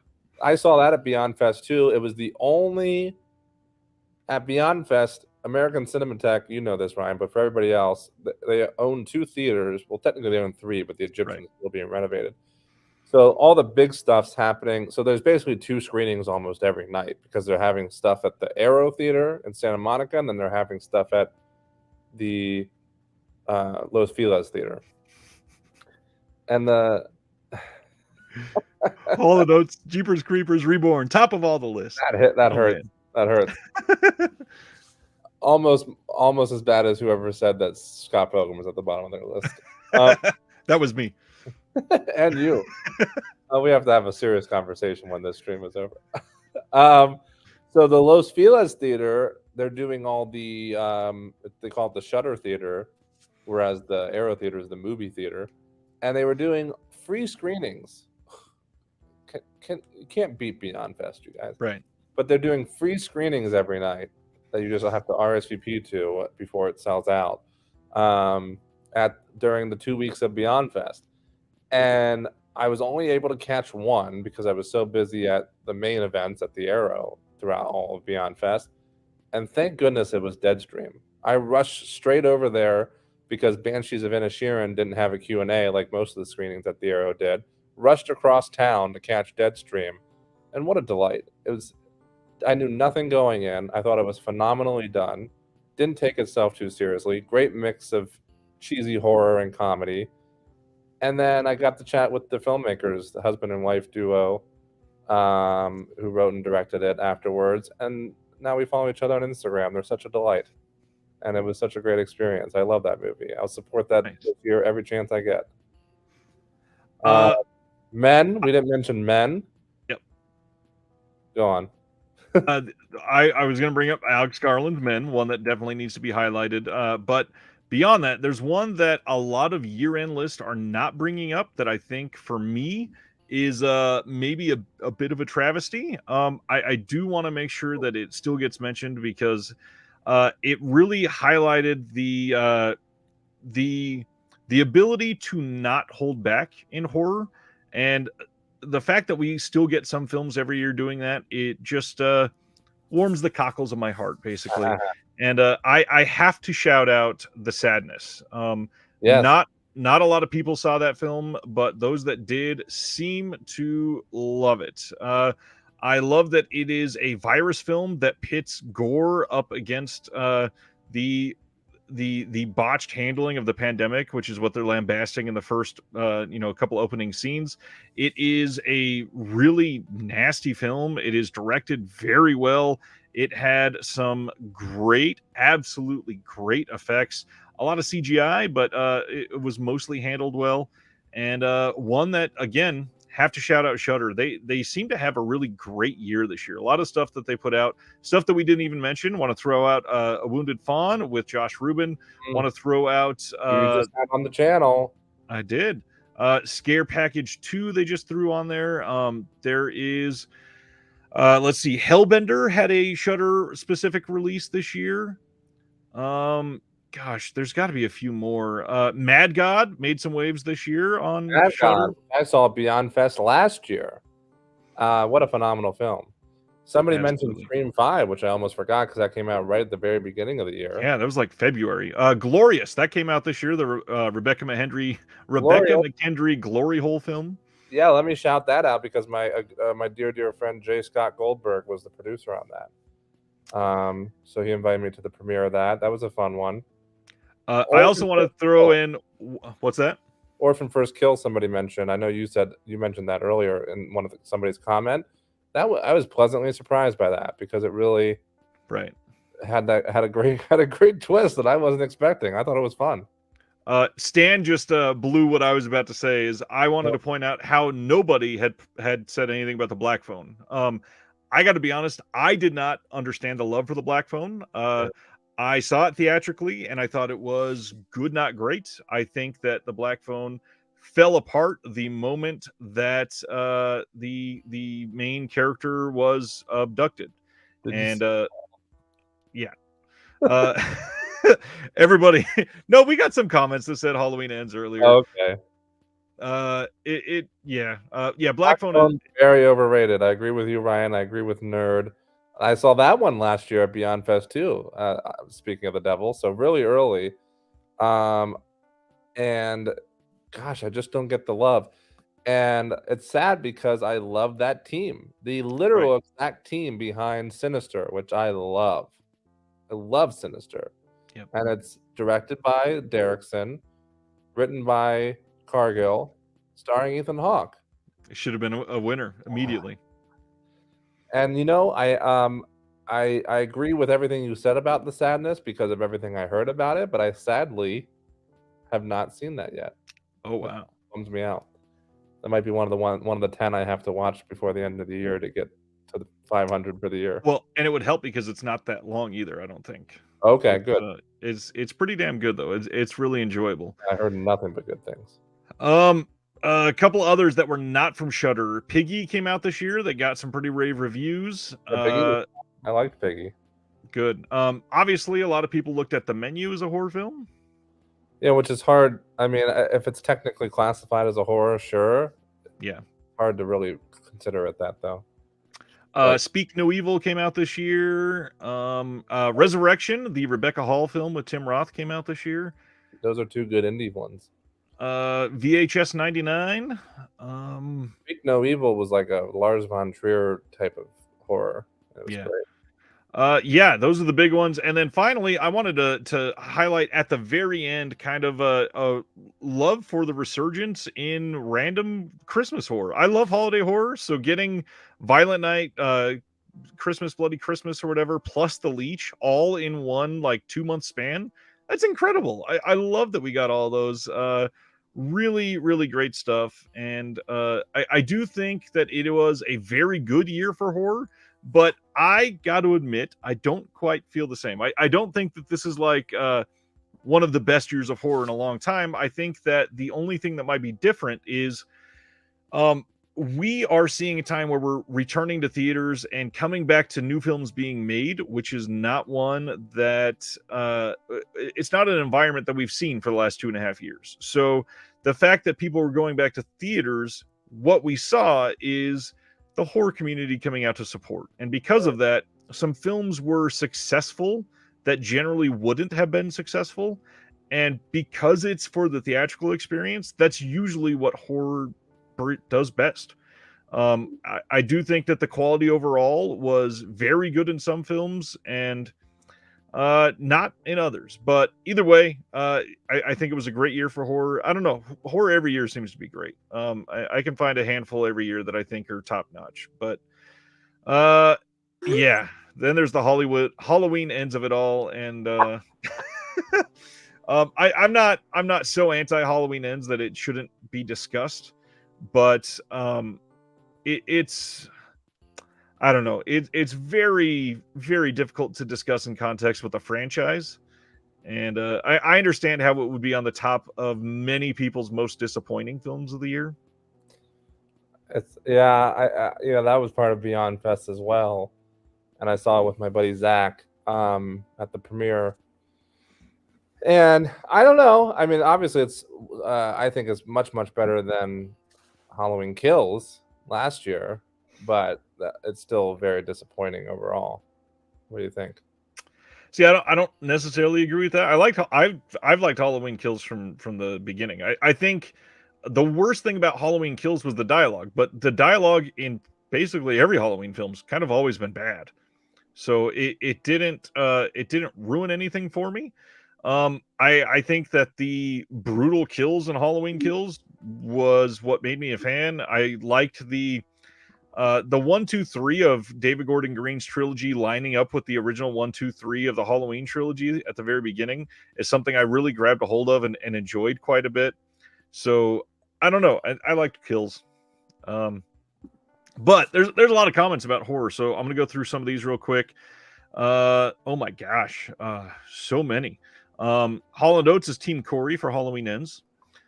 Dave says Terrifier 2 for the over-the-top horror, and that's exactly what I'm talking about with the sadness. Terrifier 2 and the sadness brought the gore in droves, and I can't wait for this new Evil Dead film that they're talking about, the amount of blood that they had to use. Always love that.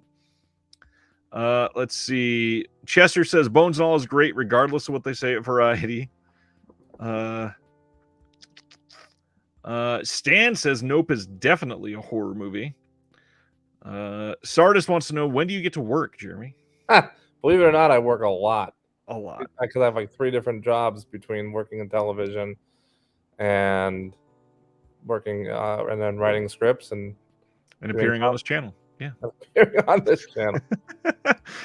Spaghetti wants to know, what about the Spirit Halloween Store movie? Did you get to see that? Oh, I did watch that. Is it bad? It was not great. Christopher Lloyd is the best part about it. Ruben says The Sadness was the most shocking horror movie of the year for me, for sure. I mean, they showed a zombie skull fucking a head. So, I mean, yeah, that's pretty shocking. Let's see. Zombie is Ate My Arm. I love the Black Phone, but there are far better Joe Hill stories that should get film adaptations. Yeah, I would agree with that. Nerd says Piggy was good. Chester threw out The Munsters. He was good, and I guess the Monsters would technically be considered like a comedy horror in a sense. Yeah. The Grinch, I did not see that one, or The Mean One, or whatever it was called. Oh, the mean one, not good. Not good. You saw it? Yeah, in theater. Wow. I supported it, but Spaghetti says, I think horror is safe in genre fashion to get butts and seats. Horror is sort of the genre that saves film. And it does. If you go back to every era of where cinema was like genuinely in danger, it's horror that brings it all back. Paul says, what a year for Jamie Lee Curtis. I mean, 2 incredible roles, 2 fantastic achievements for her, for sure. yeah, she's getting a lot of praise for everything everywhere. Yeah. Which is great. Chester says, bad dialogue isn't so bad when delivered by Donald Pleasance, which is true. Good point. Silent Mandible, what's going on? Yule Log, I still have not watched that. I really need to. Oh my gosh, so do I. It's on HBO Max, right? Yes. Yeah, I'm very excited to check that out because I love anything Adult Swim related. Final one on this one. Griff says that Spirit Halloween one is fun for a kid's family flick. The rollout was weird, hard to find outside of ordering through Spirit, I believe. And that's been kind of the thing this entire year. There's been a lot of weird rollouts for some of these films where they didn't make a lot of sense. A lot of these studios or streaming services or even filmmakers made some odd decisions, like the fact that Glass Onion came out and was theatrical for 1 week, and by day 5, giant word of mouth. People are saying might be better than the first Knives Out film. Everybody needs to go see this. And then right when people were ready to go see it, they pulled it from theaters and said, nope, we said it was only a week, so now it's gone. Yeah, stick to our word. God forbid we extend it. It's on Netflix now, but they could have made a shit ton of money and not taken away from... Between the theatrical and Netflix. It's not like it went straight to Netflix so that people could watch it right afterwards based on the word of mouth. Yep. So it's not like they would have lost money by leaving it in there for a couple weeks. All right. So I am going to try to limit the amount of time that we go tonight. We're not going to break the 5-hour record or anything like that. So let's get into some favorites of the year. What are your let's talk about the bottom of the list for your top 22. Bottom of my list. Let's go from 22 up. Okay, great. So I'll start. What you want me? How about I tell you everything up until 10? So I'll save the top 10 of the 22. How's that sound? Or do you want me to go less? Do 22 through 16, and then maybe highlight one of them. Okay. 22 is Blonde, which I felt was amazing. I feel talk about a divisive film. What were you mentioning earlier? That was Cha-Cha Real Smooth. Yeah. Blonde was very divisive. I think a lot of people didn't get what it was going for. A lot of people didn't know that it wasn't a full-fledged biopic and that it was based on a book that wasn't 100% like her real life. Right. And a lot of people I know were very upset, feeling like it was very objectifying when it's like, well, guess what? She was objectified her whole career. That's her life, and that's what this film is commenting on. I think it was beautifully shot. I think it's a great story, and I think Ana de Armas was phenomenal in it. So Blonde's my 22. Before you go to 21, I thought of one question first. Are there any of like the major films from this year that you did not get to see yet? I thought of one question for Zach. Too bad he left. Let me call him back. I'd laugh so hard if he was still, because he couldn't figure out his phone like a 70-year-old man. He's still in the waiting room. I made sure to kick him on purpose just in case. Oh, I love that guy. I'm so happy you could jump in for a little bit. What was your question? Are there any major films that if they're not on your top list, maybe it's because you haven't got to see them yet? Because I know you try to see all of the big ones. No. There's, in fact, here I'll tell you. I literally have a list on the same notes app as my best of list, and it's the top. It's the 5 films that I still really want to see before the end of the year that I think maybe could end up on the list. Right. In fact, The Sadness is on there. I'll tell you which 5 are on that list right now. None of them are big major films, by the way. But EO, because I heard that's great. That donkey movie. Yep. The Sadness, because we just talked, and that's on the list. Both Sides of the Blade, because I love Claire Denis. I didn't get to see that. Oh, okay, yeah. Sick of Myself, because I heard rave things about that. I didn't get to catch it during Beyond Fest, unfortunately. And Hit the Road, which I heard really good things about as well. I don't know anything about most of those. Can I step away? I really have to pee, actually. I'm so sorry. Oh, yeah, of course. You're right back. I'll go through a couple of my favorites from this year. I'm going to go in order for some of the ones that I've seen and highlight just a few. Maybe an obvious one to a lot of people, but I mentioned Fresh and Kimmy already. The Batman. Genuinely impressed with how they pulled off the Batman this year. Obviously, DC has had their fair share of challenges, and Warner is somebody. Warner is a studio that is in some trouble, possibly, or dealing with trying to be weathering this transition period. And I think the Batman was handled very well. In terms of pitting it against other Batman films, which is kind of difficult to do, obviously, I think Robert Pattinson is a great Batman and a rough Bruce Wayne. Comparing to the last Batman, that is not Ben Affleck. I think compared to Christian Bale, I think Christian Bale was a really good Bruce Wayne and kind of a poor Batman. So it was nice to see that difference there. I really liked the detective side of things that they focused on in the film and some of the realism. I thought I was going to like it because I like a lot of Batman films. I did not think I was going to love it, and did want to throw out, I think the score for the Batman is genuinely incredible. Maybe one of the best of the year. I don't have a lot of experiences where I watch the film and then go home and have to watch the score soon. I watched the Batman, went out, got in my car, and it happened to be in this wonderful Midwest thunderstorm that was going on. Lots of rain, lots of lightning.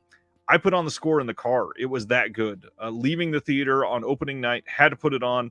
Loved that score. I still do. I still listen to it quite often. Genuinely great for me. I think that Windfall was I believe a Hulu release this year. Windfall is like my definition of a completely average film. I don't think it was anything truly special. I think that it was nice to see some of the actors on the screen. Jesse Plemons, obviously, usually pretty great in what he does. But to see Jason Segel again was really nice. And it was an odd choice for him to be the main individual in a film like Windfall, to have that be sort of like his comeback after a couple of years behind the scenes. However, the film kind of fell flat for me. Not incredible. Stan Geezy says, the Batman is brutal and great. For the first time to me, Gotham seems like a real city. I would agree there. Gleaming TV, it was not good for me. Not enough Batman beating up dudes and no final end battle with the main villain.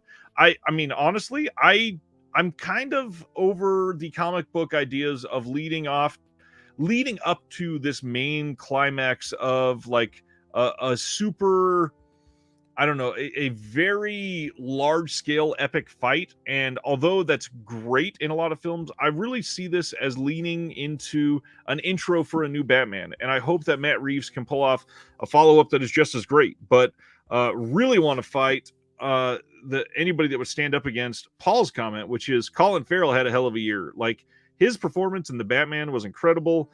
The other stuff that he was able to pull off this year is remarkable, and I really hope that he is getting a lot of attention on year-end lists because he's fantastic.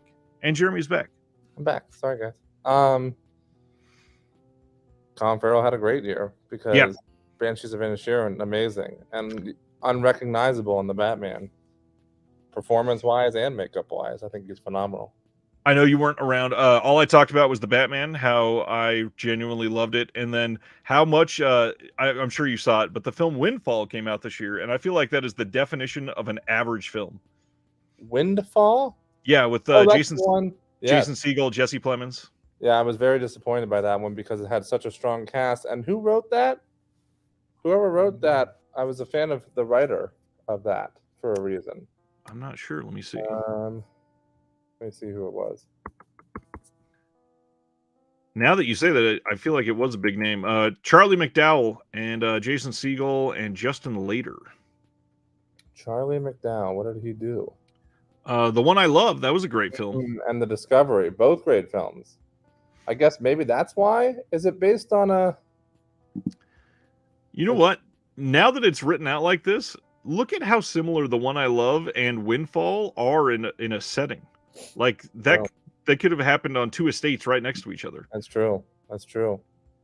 Yeah, I was ultimately a little disappointed by it, which was a bummer. I mean, such a great cast, and I really love self-contained stories like that kind of take place in one location with a minimal cast. Yep. But yeah, that was a little bit of a letdown, unfortunately. All right, like 8 minutes later, what is your number 21? Number 21, Knives Out. Glass Onion, a Knives Out mystery. Thought it was phenomenal. Thought it was better than the first, or at least as good as the first. Might have to rewatch the first because it's been a little while to decide if it's actually better than the first. But you know, we talked about it, I think, on the, not just you and I personally, but I think even on an episode of the show fairly recently, not just the one with Flip, but another one, that they're working on a 3 and a 4 already. And I said, as long as Ryan keeps writing and directing them, and Daniel Craig keeps playing that lead character, I'm in. I'm in it for the long haul of that franchise. I'll tell you what. I saw a tweet today that said, I want to see a Knives Out film where Benoit Blanc is on vacation with his husband, and his husband says, listen, no solving mysteries on this vacation. And so the entire film is Benoit Blanc trying to solve a mystery in secret from his husband. That sounds really, really fun. That does sound fun. What's this? ELO?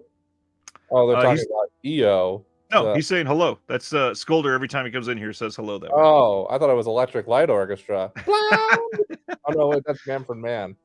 Ice says, talking about one setting, thoughts on the outfit? I enjoyed the outfit. It didn't blow me away or anything. Isn't that weird that every time I say that, I'm like, why? It reminds me of that one Comedians in Cars Getting Coffee with Brian Regan as the guest, where Jerry Seinfeld's like, why do we use that expression? Didn't blow me away. And then Brian Regan says, yeah, they had really good TNT, but didn't blow me away. It didn't. It wasn't. But I love, especially after Bones and All, I love Mark Rylance. I think he's phenomenal. He was great in the outfit, and yeah, I think outfit was fun. I think I might have given it like 3 stars. Rylance is another one that had a really great 2022. Yeah, he had that. He had Bones and All. I guess Don't Look Now was the very end of last year, but he's had a couple great performances back to back there. Okay, you want me to jump to number 20? 20, yep. 20 is, we mentioned it earlier, The Fabelmans. I know a lot of people love The Fabelmans, and it would probably be in like their top 10 list for the year. I didn't love it as much as most people, but I did enjoy it quite a bit. So that's why it ends up in number 20 slot in my personal list. I think there's a lot of it. There's many parts that are whatever you want to describe it as, cliche, Oscar baity, whatever. And it certainly has its moments of that.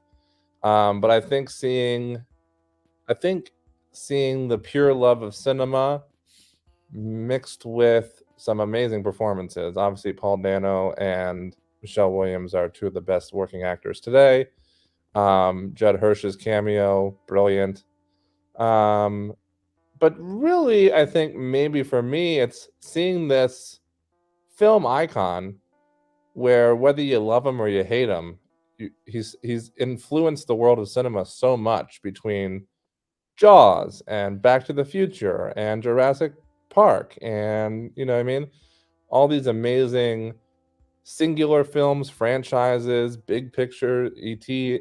To finally, after so many years of history of this man and his love of cinema and the cinema he's given us, kind of finally share his intimate story with us, I think was, as a fellow filmmaker, of course, and nowhere near the caliber, but as a fellow filmmaker and writer, I found that incredibly personal and heartwarming. So Right. I enjoyed the film very much. What do you think? You didn't see it? I've not seen it. It is one that I do want to see. I love Spielberg. Obviously, most people that love film love Spielberg. However, I don't know. I'm kind of cold at the moment on very Hollywood kind of jerking itself off type films, Yeah, I know. and I know. A lot of people have said that about Fablemans, and it has that. It has that. There's no doubt about it. But I almost separate it because I it get is that. Hollywood jerking itself off a little bit, but it's like it's his story.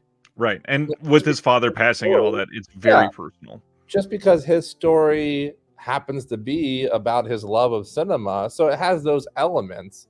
Right. But you can't make a biopic about Spielberg without how he got started and his love for cinema and his passion for film. So, it's hard to kind of walk that line, and it came out at a time where there happens to be a lot of Hollywood jerking off themselves about their love of cinema. I get that. It's grouped into that. But I think it can almost be separated just a little bit, And I do want to see it for sure. It's one that I'm into. All right, you want me to continue? Please do. Number 19, you're going to love this one. Number 19 is the extremely underrated for this year because almost nobody's talking about it. Great movie. Dinner in America. Yeah.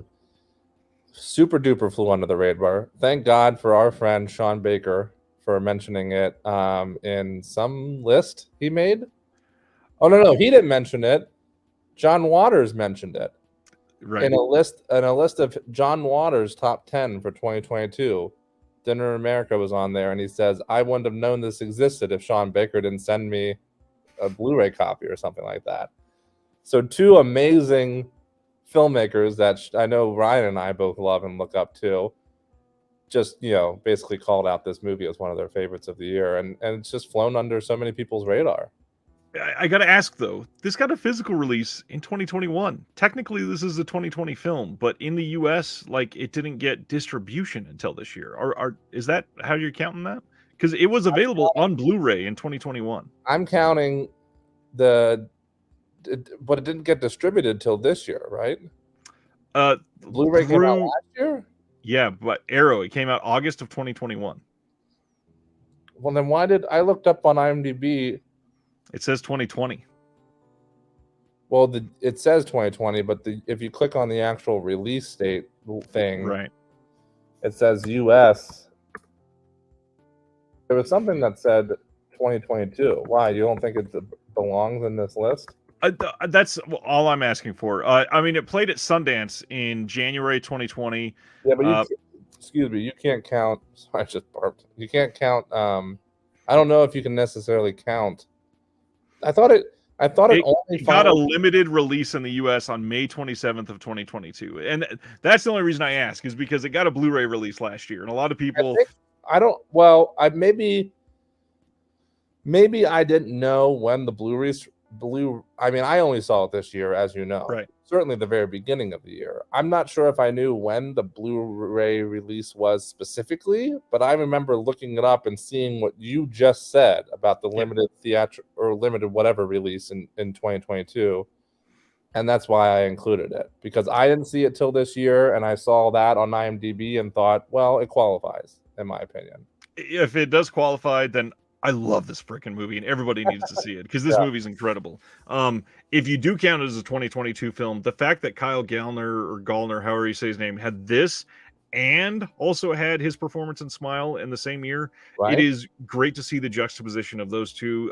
The music in this movie is very good and very like grunge punk, which we don't get a lot of films that show that in a positive light. Like, obviously, I love The Green Room, and one of the reasons is for the way that they hit that music. And this movie's incredible. It is heartwarming. It is weird. It is silly, and again, one that people need to see. But yes, I love Dinner in America, and if you're counting it as 2022, I'm all for it. Thank you. And Ryan's the one who turned me on to it, because oddly enough, two of my friends are in the movie, Pat Healy and Yeah. Lynn Rice Cub. Yep. I still had not heard of it because I guess just because of its weird release situation. Yeah, it was very hard to see in the US. And the Blu-ray release from Arrow was only an Arrow UK release. It was not a US release. Oh, well, see, then that's why I think it 100% qualifies as a 2022 release, then, because if the Blu-ray release was UK, Yep. and then it got that limited release in 2022 that IMDb is showing, specifically saying US, Yep. then I would definitely qualify it as a 2022 release for us, and therefore valid on the list. But everybody check it out if you can. It's on Hulu now. Emily Skeggs, who I have since, it wasn't my friend when I first watched the film, I have since become friends with her on Instagram. She's a phenomenal performance, as well as Kyle. Some great little cameos. Leah Thompson's in it too. Yeah, she's great. Really fun film. And I told Ryan this when I first watched it. Any song where they create original music, not just like they create an original song for it and it plays over the credits or whatever, but where you can see them constructing the song. Right. Probably one of the reasons I love Scott Pilgrim so much, but also like Begin Again. Yeah, that's what we're talking about, Dinner in America. Well, Ruben asked, what is the name of the movie? Oh, yes. Dinner in America. It's on Hulu. They create a song at the end of the movie that is a goddamn bop. And I fucking love it. The other thing, I don't think we even said specifically what this is about. So obviously this is very underseen by a lot of people. And based on that, you should know that this movie is about a punk rocker that is running from the cops and trying to hide from some things, and just happenstance finds this person that he holds up with, and she is infatuated with his band and doesn't even know that he is the singer of the band. So it's an odd experience, but I believe he always wears a ski mask during his performances, so she doesn't know it's him. If you are into that sort of thing, it's a very like heartwarming, almost like a punk rock romantic comedy. Yeah, it's so good. It's very, very genre-esque, very everything you would really love about indie filmmaking. But yeah, flew under everybody's radar. Chester says he thinks that there's a Region A release, but only on their website. That's interesting. I wonder if that would have any different bonus features than the Arrow release. Yeah, it's a good question. Check it out. Okay, so moving on. Can't recommend Dinner in America enough, everyone. 18. We got a brand new film from one of the masters of foreign cinema, Park Chan-wook's Decision to Leave. It was phenomenal. It was in a lot of ways different from his previous works, but still at the same time classic Park Chan-wook. Yep. I loved it. I got to see it at Beyond Fest this year with the Q&A from the master, where every answer took like 8 hours because there was an interpreter there. But it was so fun to hear him talk about it. And I honestly think any year where a Park Chan-wook movie comes out, it's going to be on my best of list. So yeah, Park Chan-wook is always amazing. Not a single film of his that I've seen that I've not liked. I do want to highlight, since this is brand new, fresh on everybody's minds right now, Decision to Leave is going to be the first physical release from Mubi in the United States, and that is a big deal. For those that don't know, Mubi is a really interesting and unique streaming service that is actually human curated. And the fact that they have some very specific exclusive releases in the UK gives me hope that we might see some from them coming to the US. This is, I believe, a January release. So if you are wanting to see more from them, not that I'm a big fan of, hey, go buy this release to support a company, but if you're wanting to feel good about supporting a company, Mubi is one that you can trust, and this is the exact type of film that you can trust for a physical release, because it's literally from one of the greatest filmmakers of our current generation. So if you are into it, you can pre-order that right now on Amazon and a handful of other retailers, and I imagine Orbit, Diabolic, Grindhouse will probably have at least a handful of copies at some point. But Park Chan-wook, amazing. Can't wait to see this one. I still have not had a chance to. I can't wait for you to see it to hear what you think about it. But I would concur and tell everybody, please, if you've seen it or if you're just a Park Chan-wook film, definitely go support that release, like Ryan just said, because I own a couple movie releases, even though this is their first US release, and I think they do great work. And it would be great to see them put out more content like that. And by the way, special shout out to Chester, because while you were talking, I real quick checked out the Dinner in America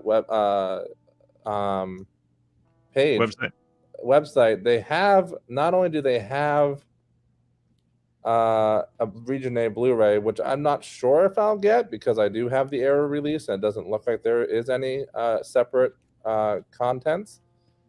But Ryan, they have a 12-inch of Watermelon, which I will be snatching up as soon as this stream ends. It's nice. Pre-order. Anybody who takes our recommendation and goes to watch it on Hulu, I think you'll agree that Watermelon's a bop, and we should support the film and snatch up that 12-inch. Okay, should we continue, Ryan? I think so. I feel like there was one other thing I wanted to say about Decision. That I just remembered it because I looked up and saw his name. Wave earlier was talking about what films to see at the theater in Texas. One of them that he mentioned was Vertigo, and Vertigo is a major influence on Decision to Leave, and that is one that if you're into Hitchcock and you are keen on some Asian cinema, this is one that's probably right up your alley. So make sure you take a look. Absolutely. Hell yes. Next up. Okay. Next up is number 17. You said to go to 16, right? Yes. So we'll stop at the next one. 17 is RRR, another great international film. Wow. What can I say? RRR is there's no way it could not end up on my best of list. The reason it's not higher is because there's nothing. I think Ryan knows this about me, is that I really like introspective, kind of poignant cinema that really kind of hits home in a lot of ways, especially if it happens to affect me personally, but really anything that really makes you think about a lot of important stuff or has any kind of social satire or things that makes you chew on life's bigger questions, so to speak. RRR certainly doesn't have any of that, but what a thrill ride it is. It's 3 hours of Bollywood insanity that just, it's like everything you could possibly want in an action film rolled into one that a US release would never even dare to attempt. Right.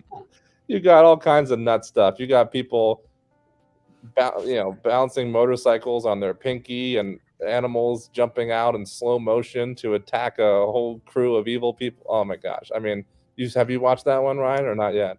I've not put in the time to watch the entire thing. I have. Very long, yes. I've checked out the very specific popular scenes from this film, and there's no real way to say this in a way that doesn't sound pretentious, but and I'm not saying this about you in particular because I know that you have a wide breadth of like flavor for cinema, but I feel like a lot of people that really attach to this one just have never seen a proper Bollywood film before. And I know, and that is a bummer because even though it maybe wasn't near the top of my international films list, I've obviously seen quite a few and I appreciate them.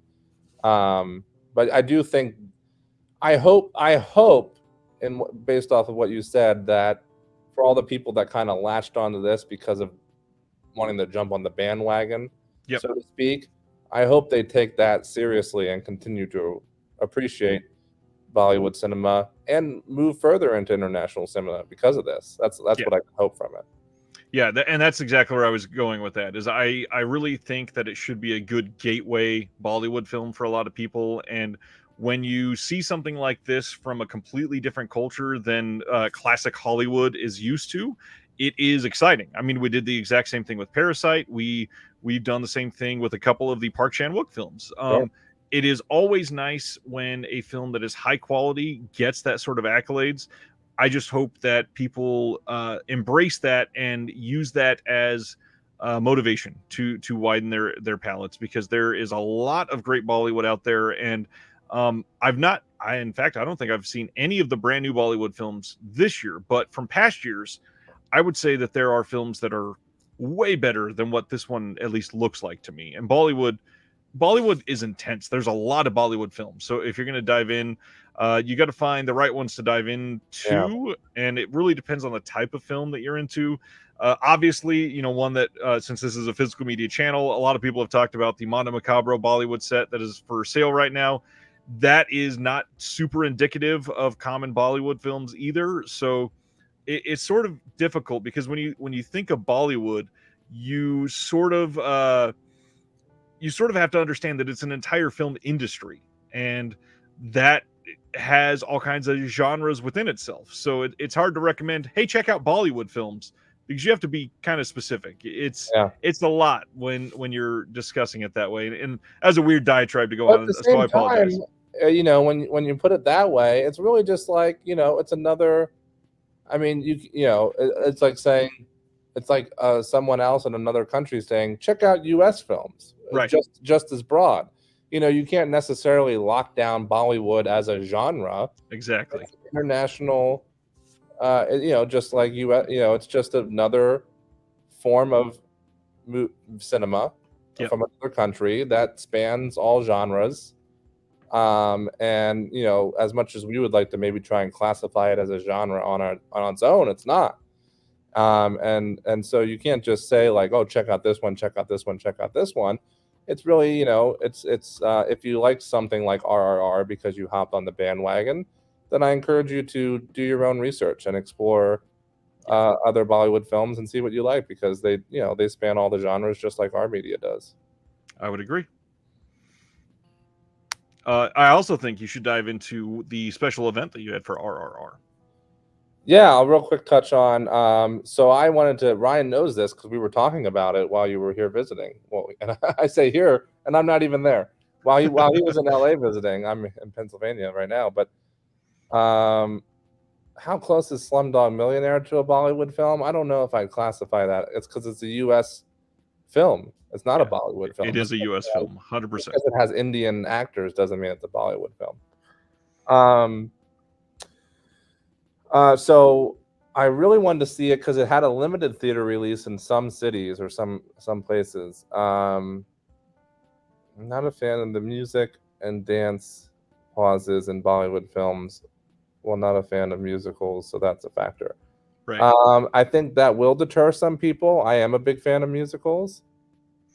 There are some serious, yes, absolutely, Dave. I'm also a big fan of intermissions in some of these films. I'm a big fan of intermissions, yeah. A lot of Bollywood films, and actually, I think it was Cam or Ice, one of them earlier, said, should we bring intermissions back? Because a lot of these films are like 3.5 hours. In some cases, yeah, I almost think we should. But I'm a big fan of like live theater where there is an intermission, because it almost like expands the experience. You get a time to ruminate with the whole first half, and then you go discuss it with the people close to you, and then you go dive back into the second half. And if you don't like the musical parts of Bollywood films, take a break, walk away as it streams. I know, yeah. And and I will say, as far as RRR goes, since we're talking about that specifically, even though we branched out to talking about Bollywood in general, RRR, I think, has less musical numbers than most Bollywood films. Yep. I would argue. I think there might be 3 off the top of my head in the time span of a 3-hour film. So, I think, who said that? Not Chester. Skolder. Skolder, if you feel like you can suffer through, 3 little musical numbers, I think it's well worth your time, aside from that, because it's a phenomenal film with a lot of kick-ass action. But the musical numbers are fun too. But I'm a musical kind of guy, so I didn't get to see it in its limited theater release, and they were screening at IMAX in a couple places around Los Angeles. I'm not sure where else, and including when Ryan was visiting, because I mentioned to Ryan about us maybe trying to do that, go see that, and we didn't get a chance to. Unfortunately, there was too much else we had going on. But So I missed it, and I was totally bummed. I thought, man, I guess I'm just gonna have to check this out on Netflix, and I just didn't get around to it, mainly because of the 3-hour runtime. And then boom, Beyond Fest releases their lineup, and they're showing it in IMAX at the Chinese theater, where in the main room where the premieres are usually held, like however many hundred seats, insane. And SS Rajamali came out from all the way from India to do a Q&A, and wow, I mean, I think probably 75% of that theater had seen it at least once, if not multiple times. Right. The crowd was going nuts. I mean, SS must have been feeling like he was dreaming, because to sit in that audience at that screening and hear your audience clapping and cheering at all the right moments, fucking getting like totally like pissed off at all the right moments. People were getting up in their seats and dancing. People in the front row were going out into like the little area between the front row and the screen and like doing the dance that the guys do in the one dance number, and they were just out up front there doing it. The crowd was going nuts. And it was certainly the best possible way to see that movie for the first time. So that was a lot of fun at that screening. Scolder says he has seen RRR, so that's good. Nerd says Bollywood had their version of Man from Nowhere on Netflix, but it was removed. It's called Rocky Handsome. I wonder why. RRR is too fun. Well, it's streaming. Stuff goes away every day. I guess if it was that, it sounded like maybe it was purposely removed the way he put it, but if it was just because of time. Okay, and then lastly, 16. This portion. 16 is a a film that I've now watched 2 more times on this trip because I showed both my parents separately, and every time it absolutely guts me because it's so heartwarming and I bawl my eyes out. Marcel the Shell with Shoes On. It's so good. Never in my life did I think that they would make a movie about this little internet video from, I don't know what, almost 2 decades ago, probably at this point. Like that, yeah. But then to not only make a movie about this, which is hard to even imagine a world where this exists, but to somehow come up with such a story surrounding just this little one-off character that's so incredibly gut-wrenchingly heartwarming and like heartbreaking at the same time. I don't know how they did it. It's an amazing script. Jenny Slate is phenomenal as that voice, as just as much. I mean, she's a phenomenal person, but she was back then. And Marcel's so cute. I don't know how can you not love it? Right. It's so good. It's so good. I went to a PGA screening of that as well, and there was a little after party, and pretty much most of the cast and crew were there, and so I was talking with Dean, the director and co-writer, and he's in it. Have you seen it, Ryan? No. I have watched most of it. I need to finish it. And Jenny and everything, and they were everybody was so friendly and down to earth. And we were just having some drinks and talking. But I I thought a fun story to share on this stream would be when I was taking a picture with all 3 of the writers, because this fellow Nick also co-wrote it with Dean and Jenny. And I had brought my little Marcel, which all of us being big film buffs and collectors, I think there's at least probably a decent amount of people in the chat that have shopped on the A24 website, whether it be their screenplay booklets or some of their original releases. Right. So you've seen the little Marcel collectible guy, little metal figurine that went like that twice. Right, Ryan? They restocked it, went like that again. And I brought mine with to the screening. So anyways, I took a picture, and at one point, Jenny bumped me when she was like putting her arm around me, and I almost dropped Marcel. And she says, "Oh no!" And nobody said anything about it. But then she's like, "Sorry guys, I just realized I said 'oh no,' which my son is just learning to talk. I'm not sure how old her son is, but he says oh no as oh no. And she's like, and I just said it, not realizing that nobody would understand what I was talking about, says Jenny, because why would you guys? Right. And so I'm just really embarrassed about that now. And I'm like, please don't be. Now I have an inside joke with Jenny Slate. I'm going to walk around, and anytime I get to say oh no to somebody, I'm going to say oh no. Like, what are you? I'm like, oh, just a little inside joke with Jenny Slate. Don't worry about it. But now you guys all know too. Yeah. Let's see. So that was number 16. So now we're going to take a slight deviation from Jeremy's list and go to another one of my made up categories. Oh, we're only going to do a couple more, like I said. So this one, Ruben wants to know where Flip the Tank is. He's not part of this. Flip the Tank is only on Discovering Cinema, which is every other Tuesday. It was last Tuesday. He'll be back next Tuesday. You'll see him then. I'm the real Flip. This next one I think should be fairly short and sweet compared to some of the other ones where we got into some deep discussions. I'm curious, what was your most surprising film of the year? Like, definitely could have easily tanked or just been way worse quality than it was, and when you watched it, it was like, damn, that was actually pretty well done.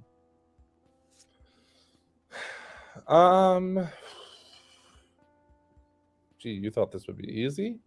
I did. I think this is one of the harder questions. I hate to excuse me. I hate to go the easy route and say some of the films we already talked about, because just about, I mean, I don't know. I think the wider variety of my top 22 are films that I expected them to be pretty good. Right. You know, for whatever reason, whether somebody recommended it to me, the trailer looked good, the cast looked good, it was a director I like.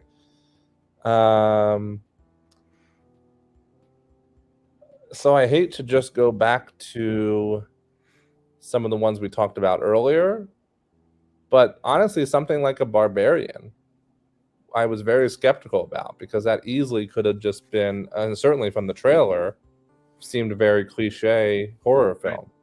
That just checked all the, you know, like, oh, jump scare there and doop-a-doo, you know what I mean? And of course, it ended up being so great and so unique and different. And then also something like we did mention this earlier too, but something like an Orphan First Kill, which a sequel to that movie so many years later, right? And even just the trailer, which gave nothing away from that twist, I suspected to just be like, did you watch that one, Ryan? I did, and okay. I liked it, and actually I just so happen to have, I wanted to throw out, it's shocking that this got a physical release. That is a big deal. Yeah. I again, it's amazing that movie got made, first of all, but to actually be good and successful is pretty surprising for this film. It is, and I was shocked at how much I enjoyed it. I was shocked at how much I hate to just be regurgitating films we mentioned already when we were going over the horror films, but The Fall was another one where I expected it just be this really cheap thrills, cliche horror, and it surprised me a lot, and I actually enjoyed that one way more than I expected. And so I'll throw those ones out there, because it's really tough for me to come up with another one, because I think in most cases, aside from those three I just mentioned and maybe a few others that I can't think of at the moment, not to pat myself on the back in any way, but I think I seem to be kind of spot on. You know what I mean? Like, if I thought I was going to like it, I really did like it. Or if I thought, oh, this one's probably not going to be my cup of tea, it was the case. And there was ones that I thought I was really going to like that I didn't end up liking as much. That wasn't your question. Right. Your question was the opposite of that. And so I'll stick with those three that I named, I guess. I'm going to go off the beaten path and share one that I honestly, I really thought was going to be awful. And I think that there's been a handful of really good animation films this year. And I'm going to throw out there One that I'm not seeing anybody talk about anymore, and probably because this came out, I think it was in May of this year. I'm going to throw out Chip and Dale Rescue Rangers. That movie, on Oh yeah, paper, should have been pretty damn bad, but the fact that not that they took it seriously, but like everybody genuinely tried. yeah. Directed by Akiva Schaffer, Who I love. big deal. Yeah, love him.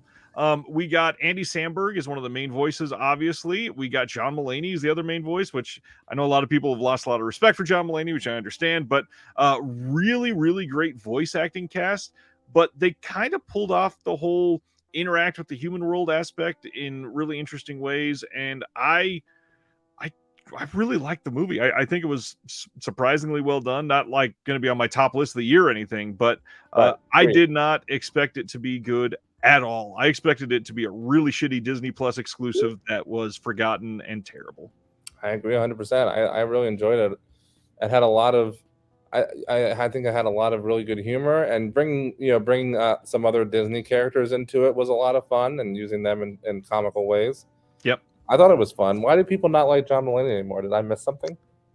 Something he divorced his wife and then got with somebody really quick after he was in rehab or something like that. Oh, okay. I don't know the whole story. I didn't hear about that, but Yeah, okay. I'm not into a lot of the gossip crap, but Right. I love that movie, and John. I've always liked John Mulaney. Yeah, me too. Funny. That's a good pick, actually.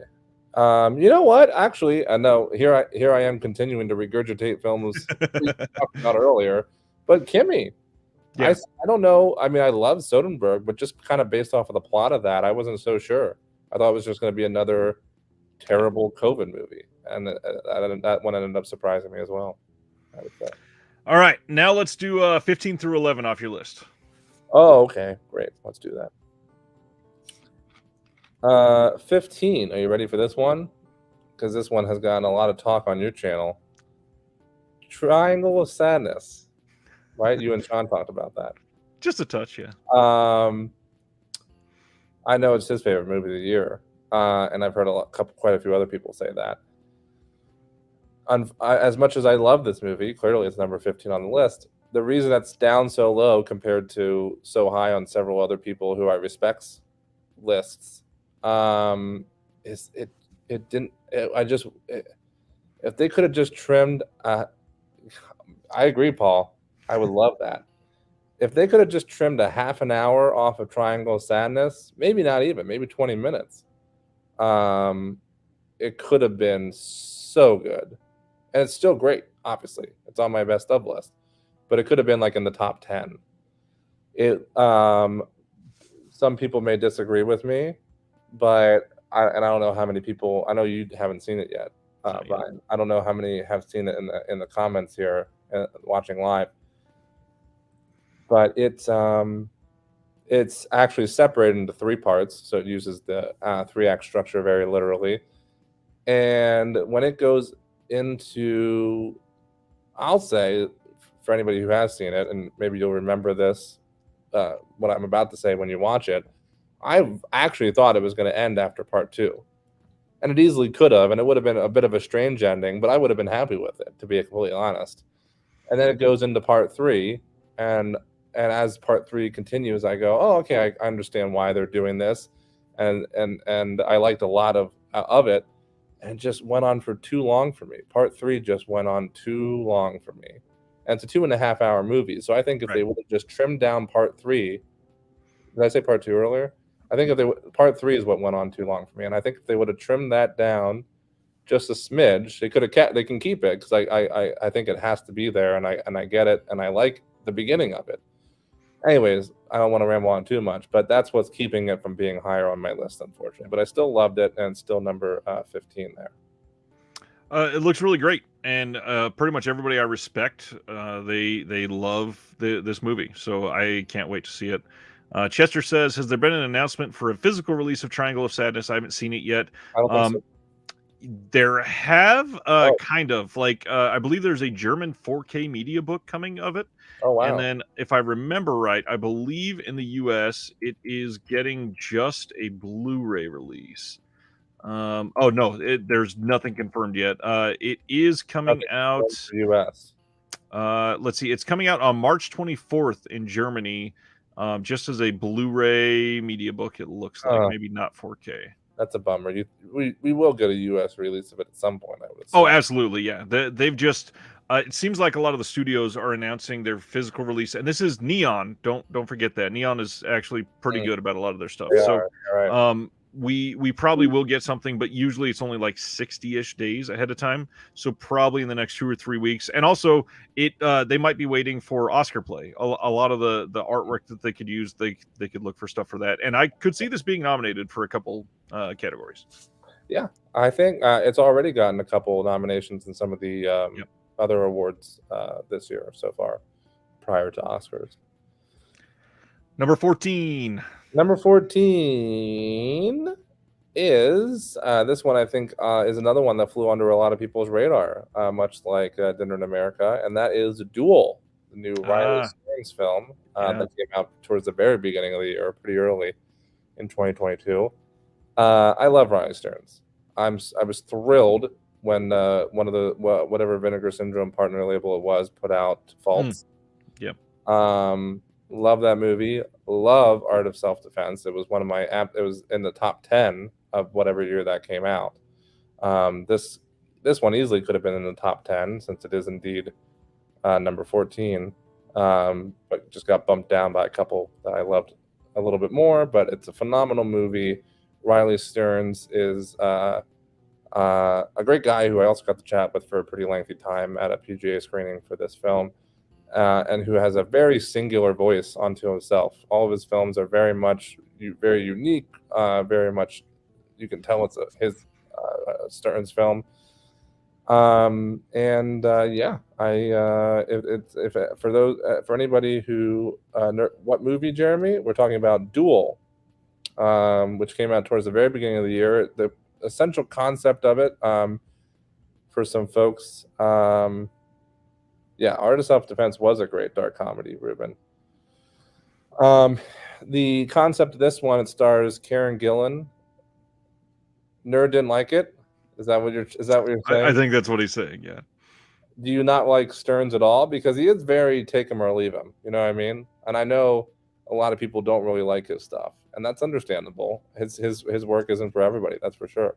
I really like it. So Duel is about a world in which if you get sick with some kind of illness where you'd be dying, they can make if you don't want to tell your loved ones, they can make a exact copy of you. Well, nerd, if you didn't like Duel, I don't know if you should check out Artists. They can make a complete copy of you that will just continue to live on as you if you die from a disease. And if you somehow are cured from that disease, like Karen Gillan is, and that's not a spoiler, it's in the trailer, then you have to have a duel to the death with your copy. And so she gets trained by Aaron Paul's character to go to battle with her carbon copy. I don't know. It's just a really fun film, and there's certainly some deeper meaning there and sprinkled throughout.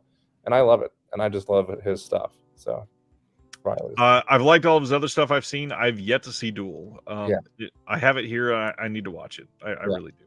I strongly recommend it. 13.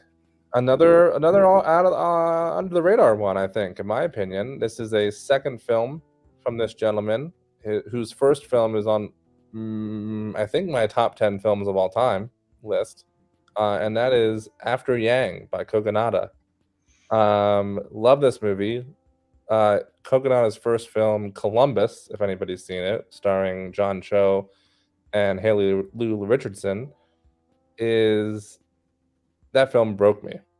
I think I watched it at a very seminal time in my life, perhaps. So it maybe had a stronger impact for that reason. But it is a very emotional film overall. But it's one that hit me very hard, aggressively, and that was Kogonada's very first film ever.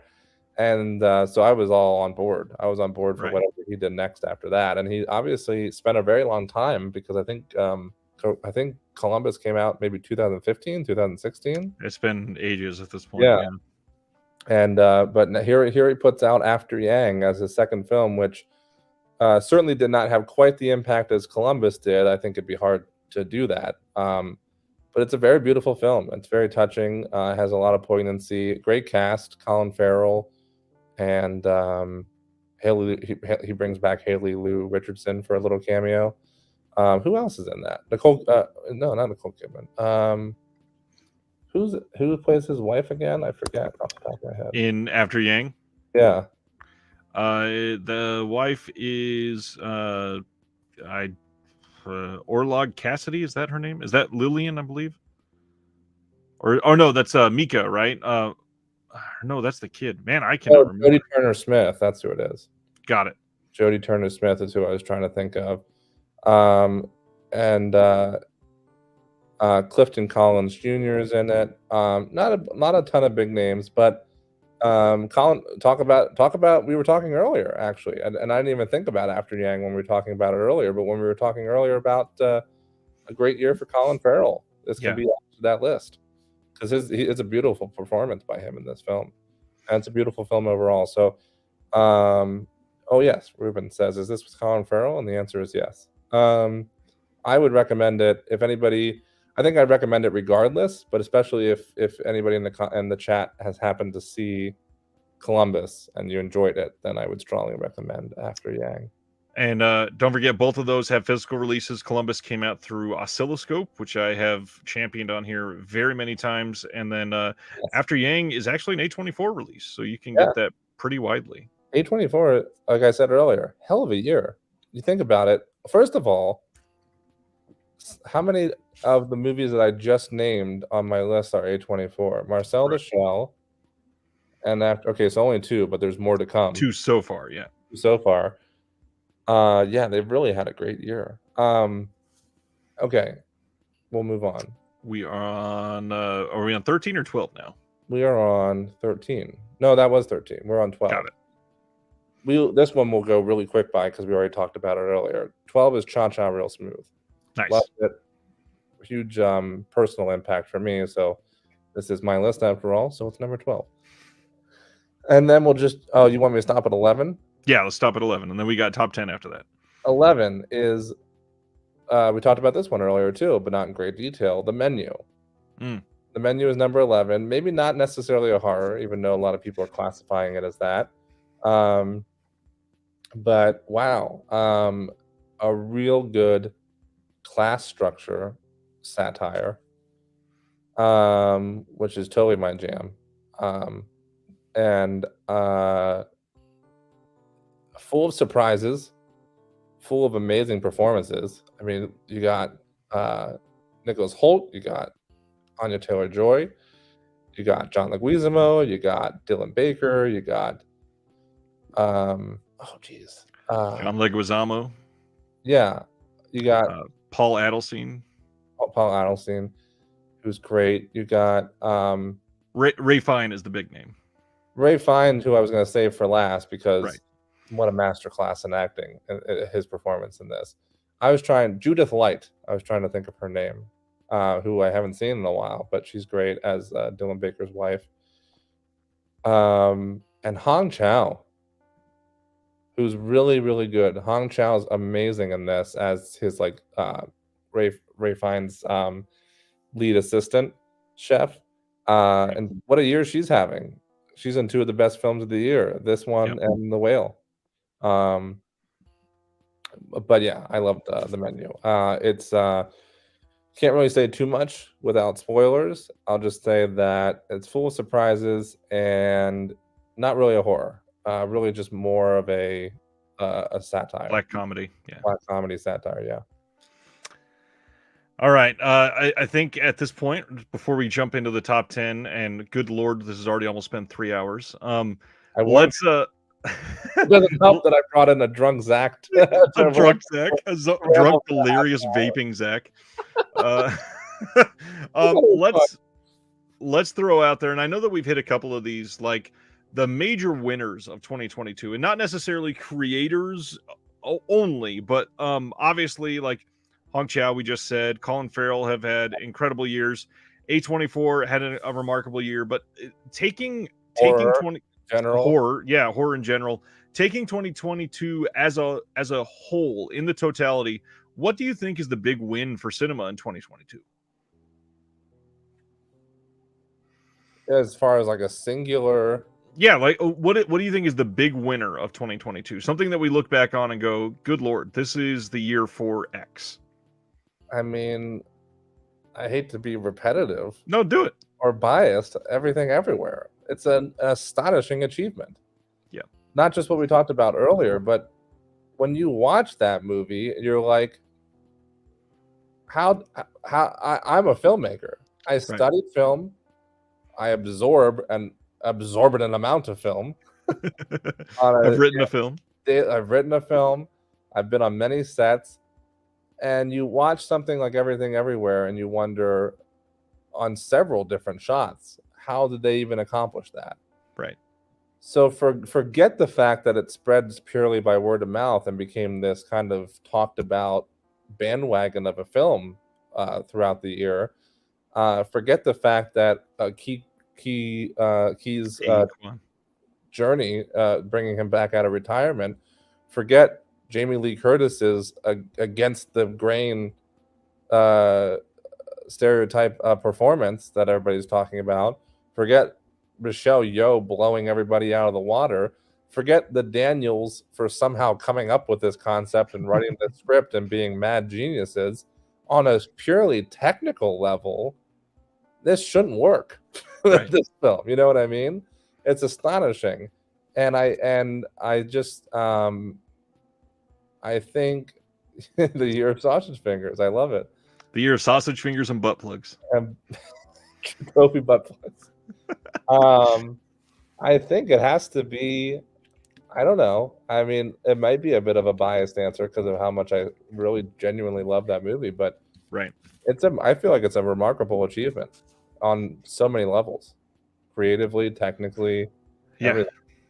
It really is, and obviously we're going to be talking about that in depth in just a little while. But the one thing that I really wanted to throw out as the winner for, from my point of view, is it seems like we are at a point where, compared to the last few years at least, it's nice to see genuine discourse about films with lower budgets being talked about as the best of the year. There's so many that are. I've talked on this channel about the disappearance of the mid-budget film. A lot of the films that we loved from like the 90s and early 2000s that were incredible were made on like $25 million, which obviously is not the same amount of money then as it is now, but you don't get a lot of $25 million films. It's either you make this film for $2.5 million or you make it for $250 million. And it's ridiculous that we have this giant empty hole in the middle, and yet this year we saw some breakthrough where there were some, not necessarily moving up to the middle of that number at least, but how do you say higher budget, low budget films? Like we've seen some genuine success for a lot of like $5 to $10 million films, which is really nice to see in 2022, because that's where we see a lot of the creativity, because the limit in budget actually makes people be more creative, and it also allows for more independence over the film, because the studio's not invested in losing, which it's still a shit ton of money. So for a lot of us commenters, this sounds ridiculous, but they're not super worried about a $3.5 million film because they're not losing $70 million if it tanks. It's something that they want to see success for, but it's not this bank robbing action if it's terrible. And we touched on some of those earlier, things like Deadstream, things like Dinner in America. Probably, I'm not quite sure I'm sure After Yang falls in that category. Very small, yeah. Duel. Cha Cha Real Smooth, I'm sure. Yep. The Menu had to be fairly small, I'm sure. I'm sure the Menu was. I'm sure all the money went to Ralph Fiennes.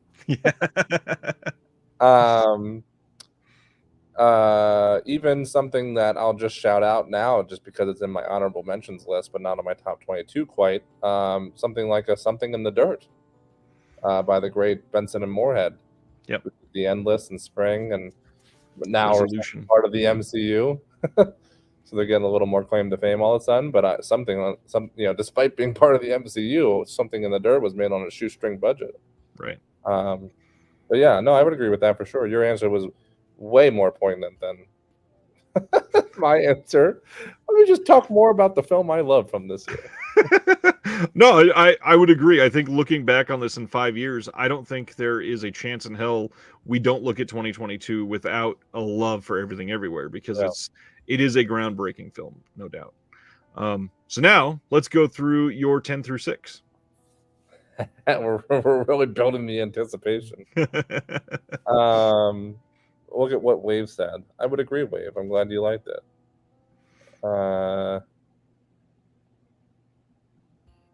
I've seen that, Ruben, and it's phenomenal. I wish I could remember this short film. I think maybe it's on YouTube. There's this short film that the Daniels did where it was like a little in classic Daniels fashion. Even their shorts have to be like so complicated and complex. It was like a choose your own adventure, but it was like a couple having a fight, and you could like decide what would happen next, and it would take you to another video on YouTube based on what your response was. You could click and it would go whoop. And I'm not sure if it's still on there, but it was good. It was one of the first things I think they ever did. A choose your own adventure short. Anyways, okay, 10 through 6. Let's do it. I misplaced Number 10. Sorry, I misplaced my list, but I found it. And I'm watering from the eyes for some reason. So in case you see me doing this, I think it's tiredness mixed with bright lights. 10 is Tar. Have you seen Tar? I've not seen Tar. So far we've gone through a lot of divisive movies. Actually, you mentioned Cha Cha Real Smooth. I mentioned Blonde. I think something even like a Duel is very divisive. You heard Nerd, who actively despises it. It's a very emotional episode. What's this? Did you find it? I did, yeah. Oh my god, I can't wait to watch that after this is done. It's been years since I saw it, but it sticks in my memory because I love the Daniels so much. Tar, I think, is extremely divisive because it's a very slow character study. Right. That a lot of people are going to be bored out of their minds. I've already heard it from people. I've already read it on Letterboxd reviews. But if you like character studies, really genuine, down-to-earth character studies about complex human emotion and people, and if you like just stellar acting by Cate Blanchett, who I can't imagine anybody else winning Best Actress at the Oscars this year. Michelle Yeoh is amazing, certainly, and that's my favorite movie of the year. You know it, but Cate Blanchett, I mean, I don't know. It's just I thought it was great. It's a longer movie, but I think in this particular case, unlike Triangle Sadness, which I criticized earlier for its length, I think in this film it works for me because I'm sucked into this character and her life in this world so much so that I didn't really feel the runtime as much. I think again, and I'll stress that it's not for everybody, but if what I just described or it sounds like something you're into, if you haven't already seen it, I would highly recommend it.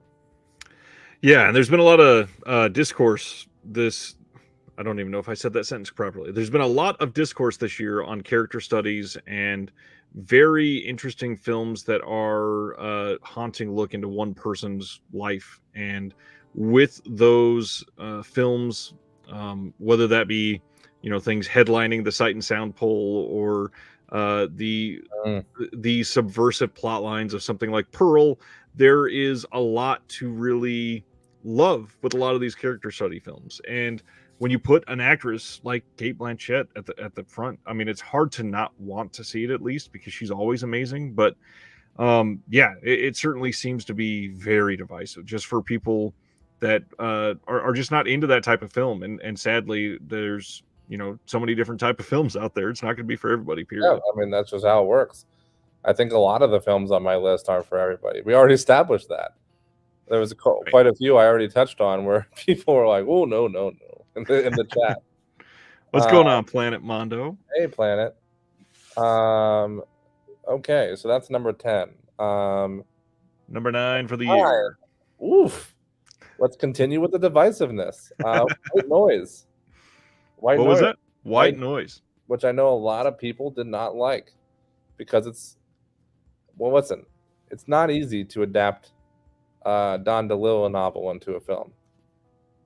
It takes a very skilled director to do so, skilled writer-director.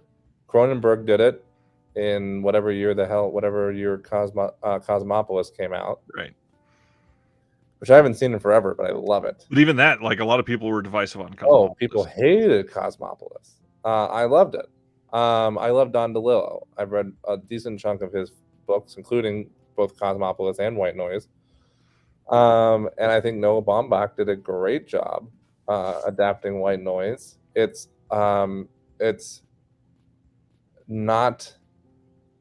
Sorry, I got distracted by the comments. It's not an easy to understand film, just like it's not really an easy to understand book at right. What Don was trying to get at in his book. The book came out in 1985, so that'll give you a little idea of what he was getting at. But it's very almost eeringly, yes, thank you, Paul. It was fantastic. It's almost eeringly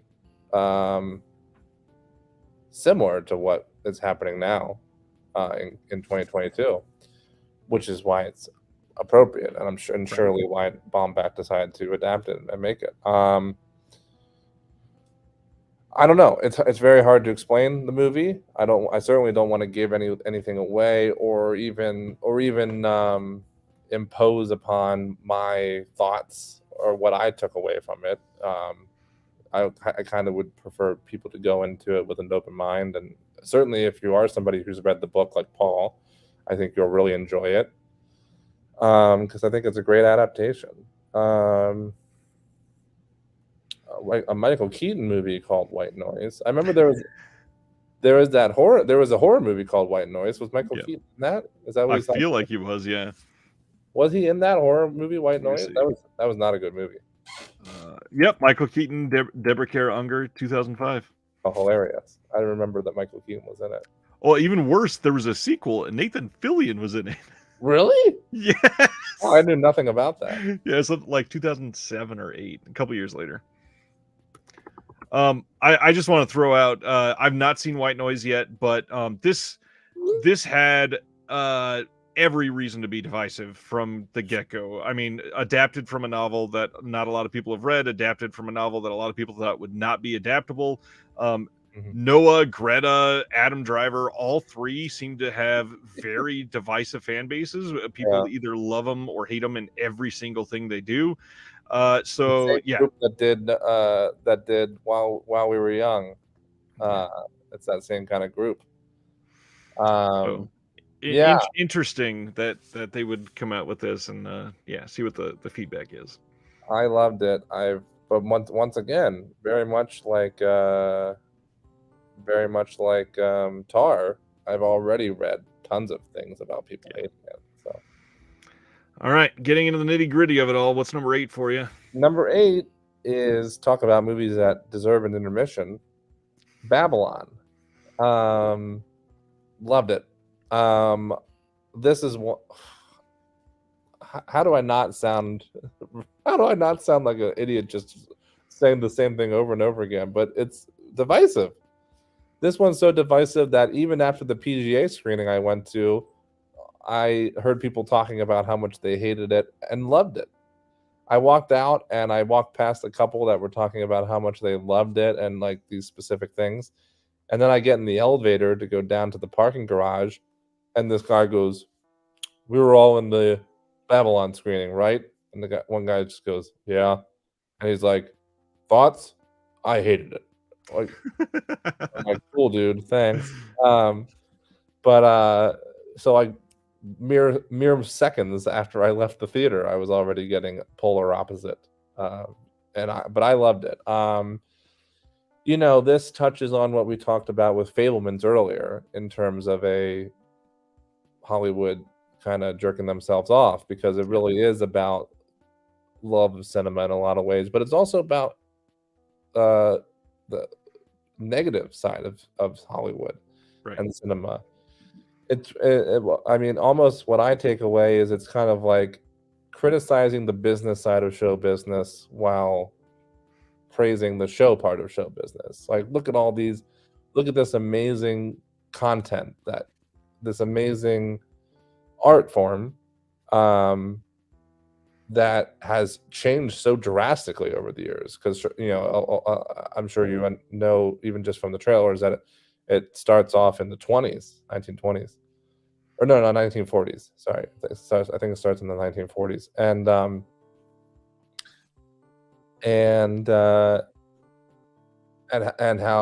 how drastically it's evolved and changed, but how Right. beautiful cinema can be, and motion pictures, but how terrible in a lot of ways the Hollywood is.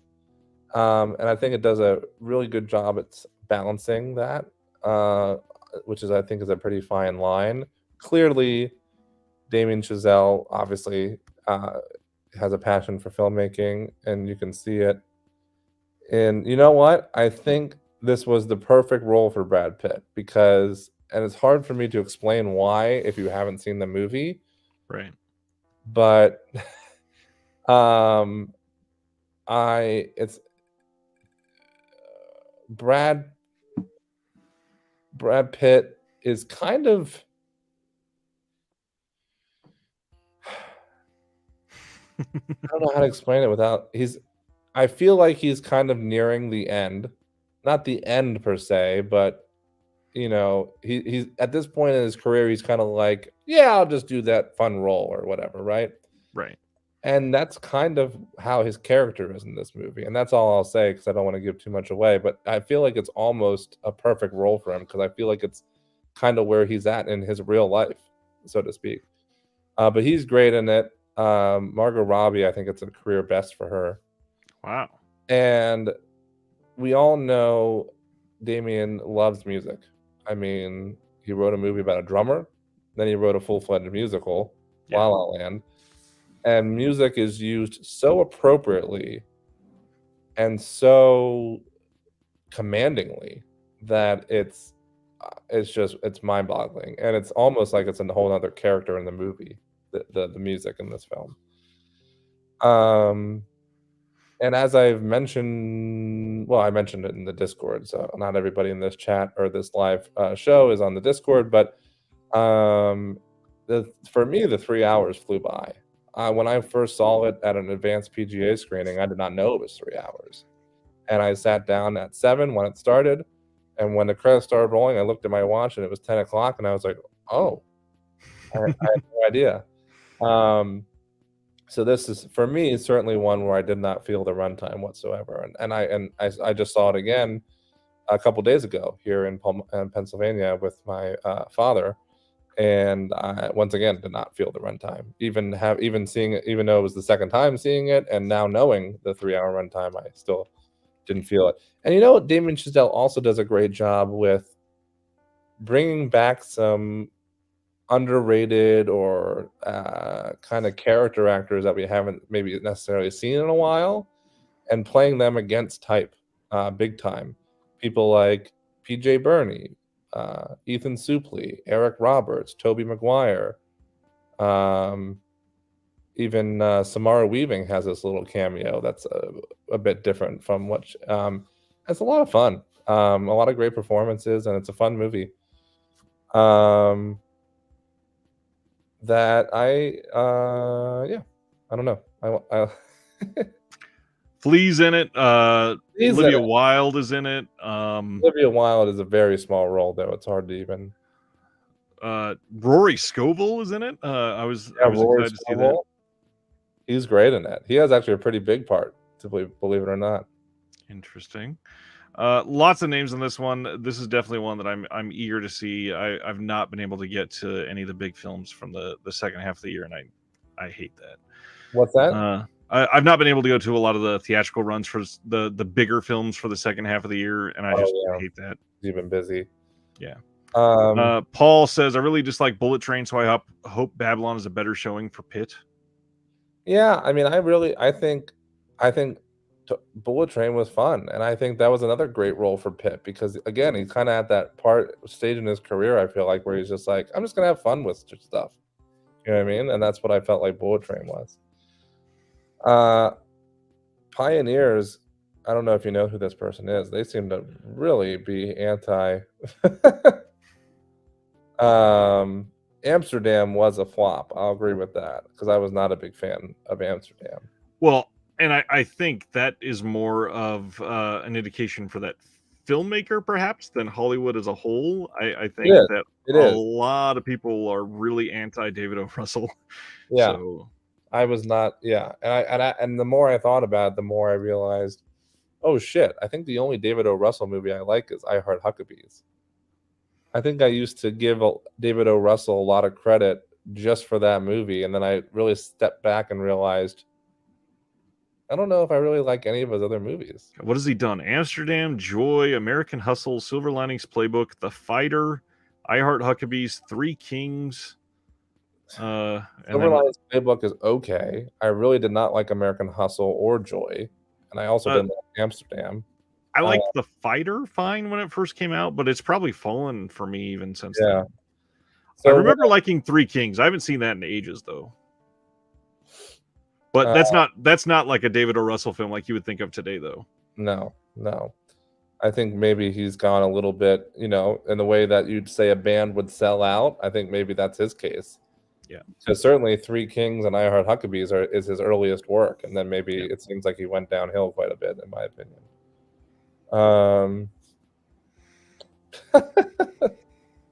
Somebody said Harley Quinn. Harley Quinn was in Mayhem and Baby. Somebody asked, "Are you sure that was Samara Weaving?" And I said they were both in it. And he said Harley Quinn was in Mayhem and Babysitter. That was a joke. I love Samara Weaving, and I love she's incredible.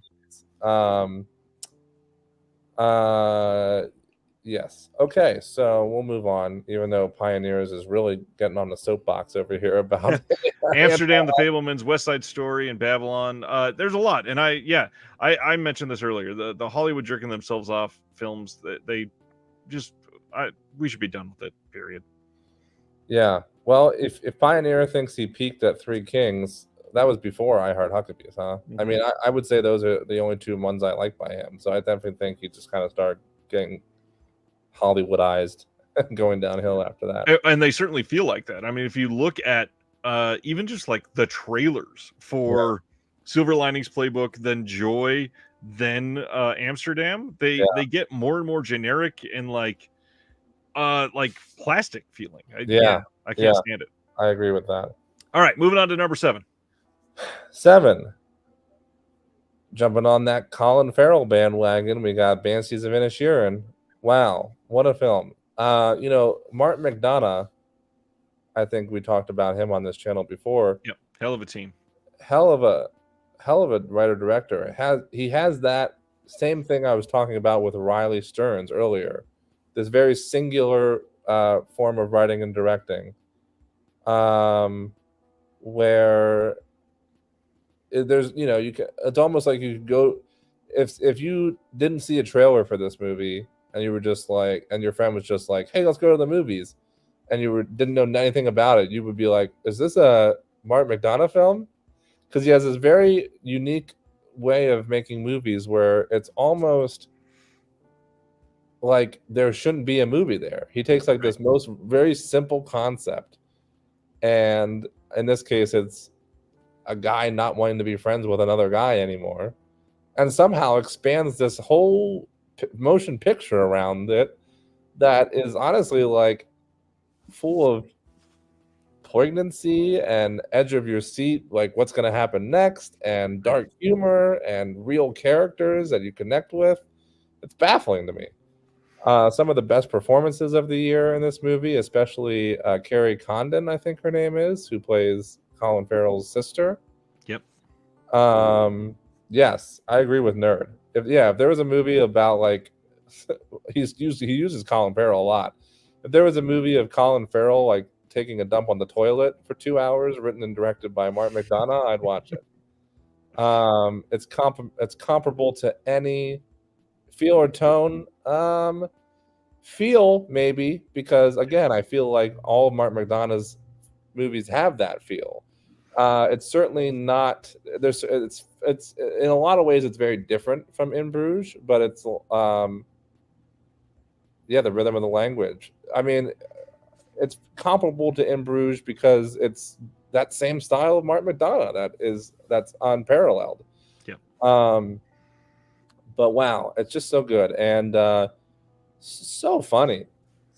He's so good at the dark humor and the random violence out of nowhere. I mean, Three Billboards was my favorite film of 2020, no doubt about it. Was that 2020 or was it 2019? It had to have been. I used the moment you said that, I was like, "There's no way that was 2020." So I'm looking it up. No, 2019 probably. No, 2017. Wow, was it that old? Holy shit! Anyways, there's probably very few writer directors where I think they have a flawless record. I mean, we had a big discussion on the Discord recently about the Coen brothers. Yep. For anybody in the chat who's on the Discord, and as much as I love the Coen brothers, they have quite a few flops in my book, unfortunately. But there's not a single Martin McDonagh film I don't love.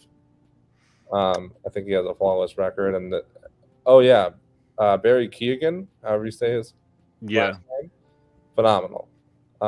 Just phenomenal performances all around. Like I mentioned, Carrie. I don't think Carrie is that Condon. Is that her last name? Condon, I believe. Condon. I don't think she's getting enough love for her performance as Colin Farrell's sister in this film. But it's so good. It's such a good movie. So that's number. What were we at? 7.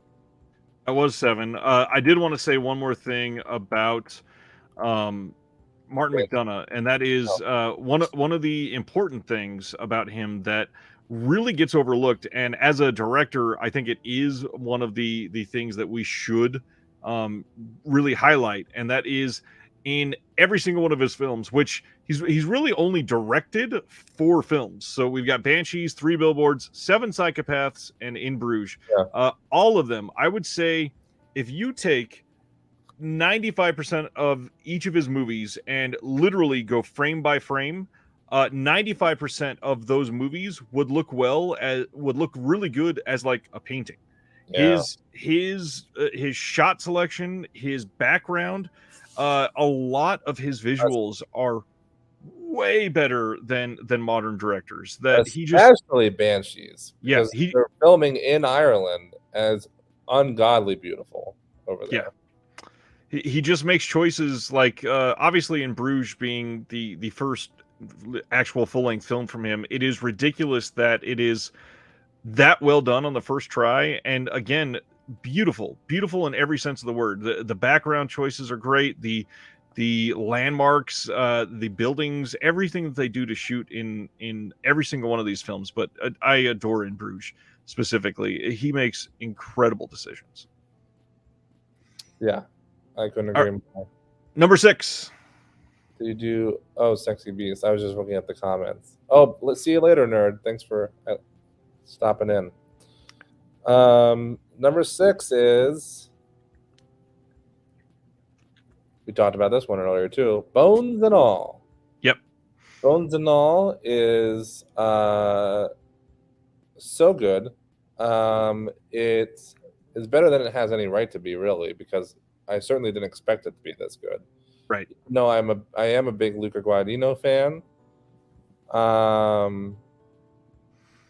But I don't know, because I don't love Timothée Chalamet. I know that's a hot take, I guess, but I think he was really good in Call Me by Your Name because I think his overall persona kind of fit that role so well.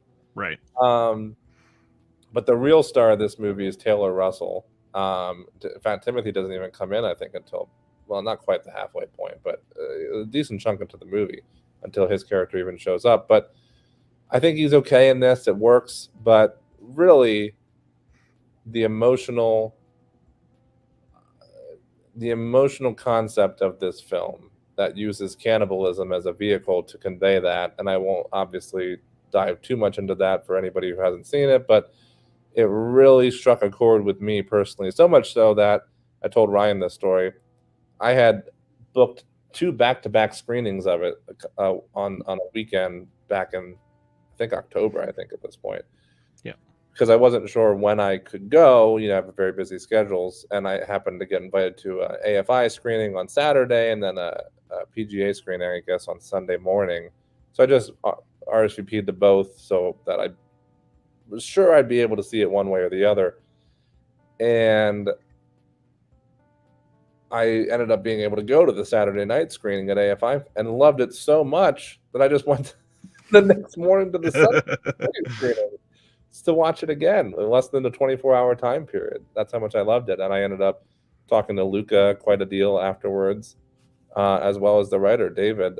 David, last name that I can't pronounce, but him and I talked outside the Aero Theater on Sunday at that Sunday screening for nearly an hour and exchanged information. And I've been emailing him back and forth ever since. Nice. But it's an amazing movie, and I strongly encourage everybody to check it out. And despite what Variety may tell you, it is not one of the 10 worst films of 2022. So please don't listen to that asshole. Please. The only thing, since I haven't seen this film, I want to throw out there the audacity of Guadagnino to make this right after the Army Hammer cannibal information. Anyways, we're gonna jump into the Chester. Go ahead. Chester. Oh, don't invite her to a slumber party. That's a giveaway. So spoiler alert. I'll just recite my little joke to you because I don't know if I'll ever actually get a chance to say it on stage. So I'll share it now based on what you just said. I texted this joke to Ryan since I'm a stand-up comedian. If anybody doesn't know that yet, who's watching. And I said I wanted to do a joke on stage, but it would have to be like immediately so that it's a timely joke where I say to the audience, what's that movie starring Timothy Chalamet and Armie Hammer? And I would anticipate somebody even yelling out, "Call me by your name." Oh, no, sorry. I meant to say, what's that movie starring Timothy Chalamet playing Armie Hammer? Sorry, messed up there. What's the name of that movie? Nice. What Wave say? Wave said, the way Jeremy likes McDonough is how I feel about Paul Thomas Anderson and Park Chan-wook. Well, listen, we just spent like 5 hours talking about Park Chan-wook earlier, so clearly we agree with you, Wave. And PTA is another one like Park Chan-wook, where it's like even the lesser Paul Thomas Anderson film is still a great movie. Something like a Licorice Pizza, which maybe wasn't his absolute best, is still a great film. You know what I mean? Because he's such a masterful filmmaker. Yeah, he's great at what he does. I mean, you could name, God, he's done kind of not like a lot of movies, but he's done so much that you could just fall back on as classics from him. It is ridiculous. I mean, obviously you got Boogie Nights and Magnolia, but Punch Drunk Love is one that you and I both have seen and talked about quite a lot. Yeah. Inherent Vice still does not get enough love nowadays. I feel like it got hit hard when it came out, but not a lot in recent years. And then you can't talk about PTA without talking about There Will Be Blood. But yeah. And Phantom Thread playing every year on New Year's Eve at the old New Bev. I still haven't seen Phantom Thread, and I don't understand how. All right, we're gonna dive into the top 5, but before we do, we mentioned some Oscar talk. Let's get this out of the way. What do you think are the big winners this year? So we're gonna go over Best Actor, Best Actress, Best Director, Best Film. Any other major categories that you want to hit? Best Screenplay, Best Adapted Screenplay. As a writer, can't go on without those. All right, let's do Screenplay and Adapted Screenplay first. Is this, quick clarification, is this what I want to win or what I think should win? Or no, let's go. Let's go. What it feels like right now is likely going to win. I don't like that. I'd rather pick what I want to win. Okay, let's do that instead. It's so much easier. Fine. Best Screenplay. Best Original Screenplay, Everything Everywhere. I figured that one. That's why I said it first. Best Adapted Screenplay. Best adapted screenplay.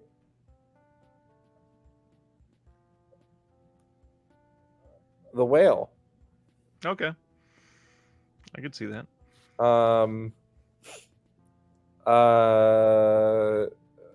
Best director.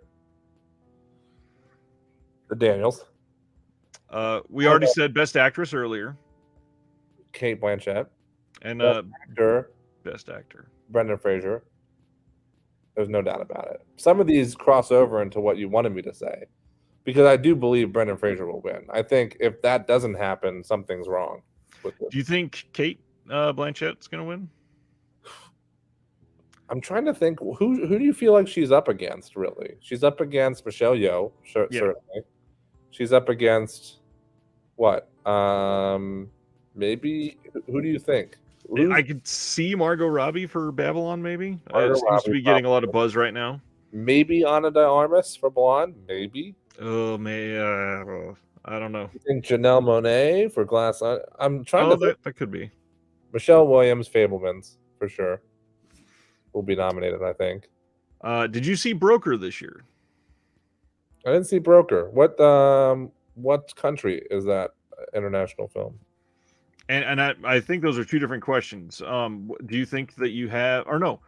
Broker is an international film. It looks like it's probably from Korea. Okay. Well, clearly you could tell by my best of list that either RRR or Decision to Leave are my best international films. I also really liked. They're not on my best of list, but I really liked Official Competition a lot, which is the most Almodovar feeling film that isn't actually by him. I love this comment. Pioneer says Kate Blanchett is up against some people's opinion on the film Tar itself, unfortunately. Unfortunately, yes. But really, it's usually 5 in that category. I think you're probably right about Margot. Michelle Yeoh for sure. I bet you Michelle Williams. Yeah. Fabelmans. Who else? And then Kate Blanchett. So probably one person that we're forgetting. Yeah, and I think the hard part here is this year, I feel like it's an exceptionally strong supporting actress year. It is. Oh, I really liked You Won't Be Alone. That's another foreign film I liked this year, to answer that question. Anyways, I think it's quite possible Kate Blanchett takes it. Oh, you know who else is probably up? Somebody from Women Talking has to be up for Best Actress. Either Claire Foy or Jessie Buckley or Rooney Mara. How do you rank those? Ashby Owl says it is Brendan Fraser, not Frazier. Yes, it is, and he specifies that in an interview recently, and I still messed it up. Carrie Condon, is she going to get Best Actress or Supporting? Supporting, but I hope she does. I hope she does get nominated. And honestly, that's a tougher category for me, I think. Yeah. So again, supporting, it's a very strong year. You know who I would love? I can't say this without giving. There's somebody I would love to see in the Best Actress category that I don't think will get it. Maybe not necessarily win, but I'd love to see her at least nominated. And I'm not going to say it until I give away my top 5, because I don't want to give away what's in my top 5. Interesting. Even though I think we've already heard you speak on 3 or 4 of them. Yes, but this one I think might come out of thin air for you. Oh, the one that the last time I saw the list, it was number 3. Yeah, that makes sense. So I don't want to spoil it yet. I don't want to give anything away. But when I get to it, I'll say who I think I wish would get nominated, but probably won't. I wanted to do one more thing, because I think after this top 5, we're probably going to call it a night now that it's been 3.5 hours plus. Thoughts? You really didn't want it to be. No, I really didn't think it was going to be this long. I don't see us spending a lot of time discussing Jordan Peele's Nope. We barely brought it up earlier. It got a blip under the horror mention. I think that a lot of people love Jordan Peele, and it leads to some interesting discourse, considering the fact that he's directed 3 films and they're all very different. Yeah. The first 2, it seemed to kind of pigeonhole him into this very horror-centric position, and now that Nope came out of nowhere, and there's still some horror scenes, but a lot more sci-fi. What did you think of Nope, and how do you see him taking maybe the next step of his career? I think no, Brian. I'm very tired, and I think so is Ryan. We're just trucking along through this top 22. And did you see Wave said, "No, I need a 5-hour stream tonight." Ryan keeps interrupting with all these side questions. We could have been done 2 hours ago. If only I was known for interviews.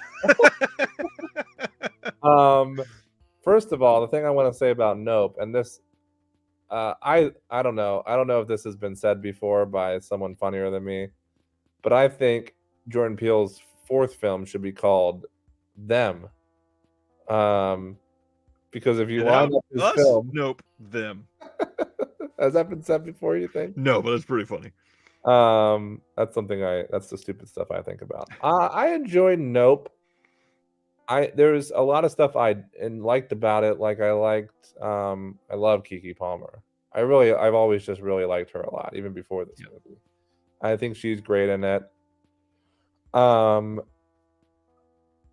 don't know. I liked how understated it ended up being, and I liked I know it's a very weird design for an alien or a UFO or whatever you want to call it, but I thought that was fun and to kind of go away from the stereotypical aspect of that. But I also felt like parts of it were a bit underwhelming and or drawn out too much, including the ending, which I felt a bit underwhelmed by. So I had mixed feelings about it. I didn't necessarily hate it. I think it's maybe his weakest film of the 3, unfortunately.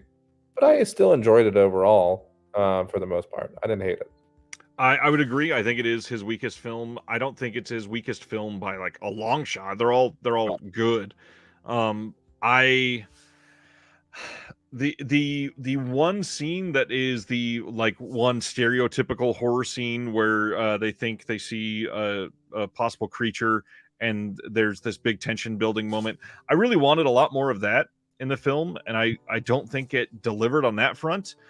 However, I think that Peele continues to deliver on so many other things. I mean, he gets great performances from pretty much everybody on set.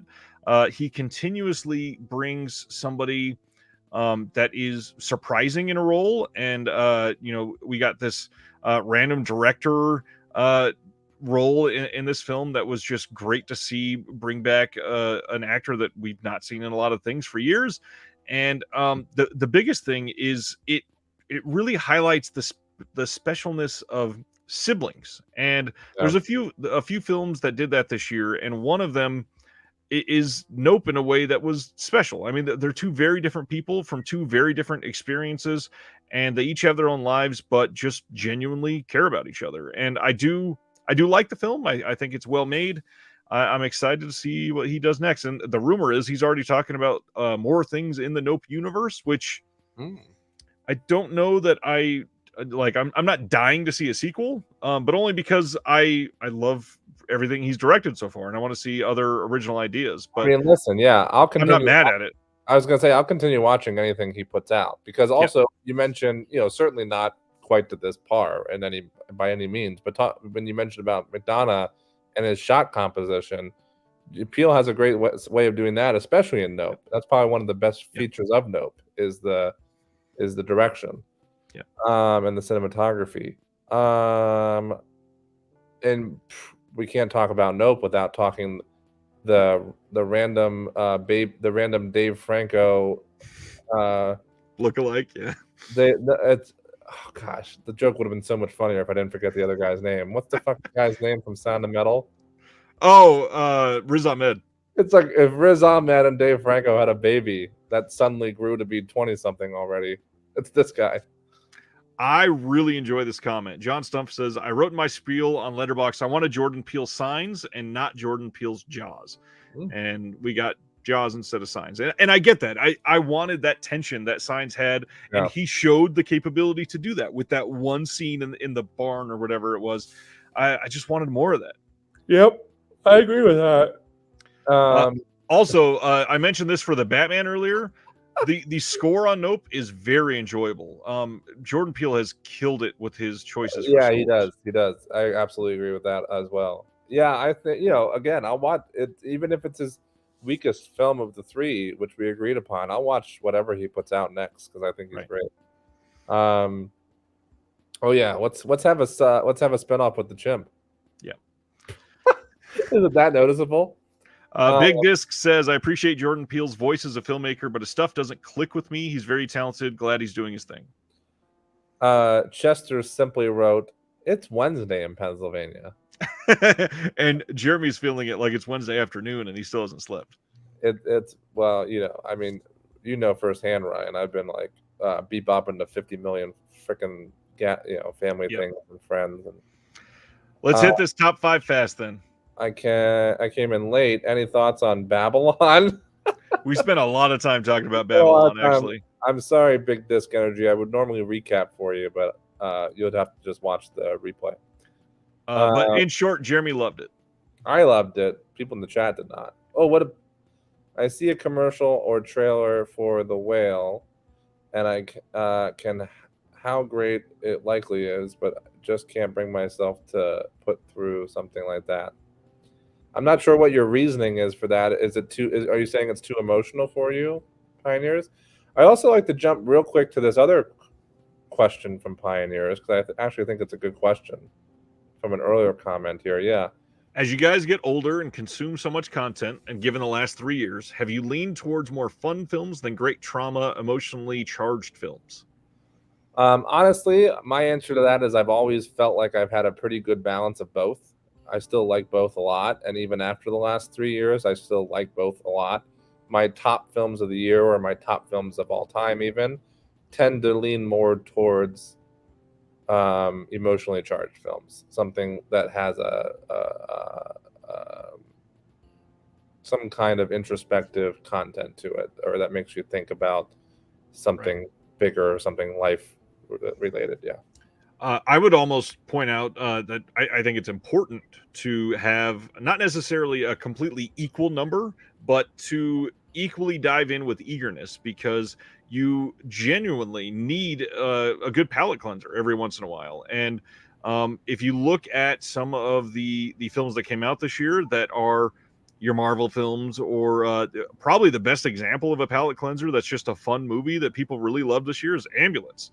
I mean, watching After Yang and then The Whale might be difficult and might be something that you're drained of afterwards. Mm-hmm. But if you put Ambulance in the middle, it might be a genuinely much better experience for you. So I do think it's important to have all of that. And not to mention, with the totality of humanity, there's going to be other people that you can relate to more if you're ingesting both types of films rather than diving deep into one.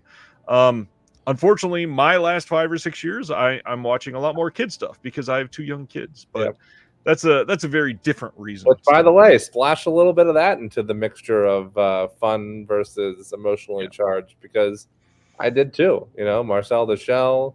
I saw the Minions. I think I saw most of the kids' movies this year. I like Bad Guys because I love Bad Guys is way better than I expected. Yeah. Okay, top 5. Top 5. 5. Bardo, False Chronicles of a Handful of Truths. What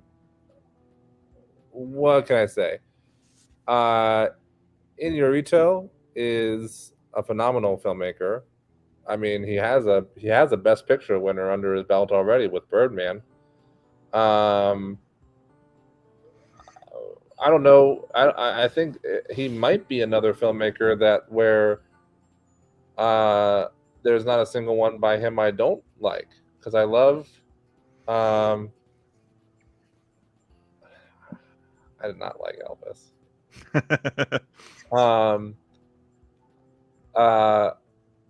Amor Perros, Babel, Beautiful, Birdman, Revenant, I'm forgetting a couple, but off the top of my head, I can't think of a Alejandro Inarritu film that I have not enjoyed. But Bardo is very personal to him, and it's very abstract. It's more abstract than any of his previous works. And it's just, it hit me. I don't know, from the very first opening moments. Gosh, I wish I was, if I was talking to somebody who I knew had seen it. I don't know. Sorry. What? I'm sorry that I haven't seen it. No, not even you. Everybody in the chat, because I don't want to give anything away. But there's something I wanted to say that like perfectly described my feelings towards it. But it's like, oh, it's giving away something in the opening scene, so I won't say it. But just be aware that it kind of jumps around all over the place on purpose. And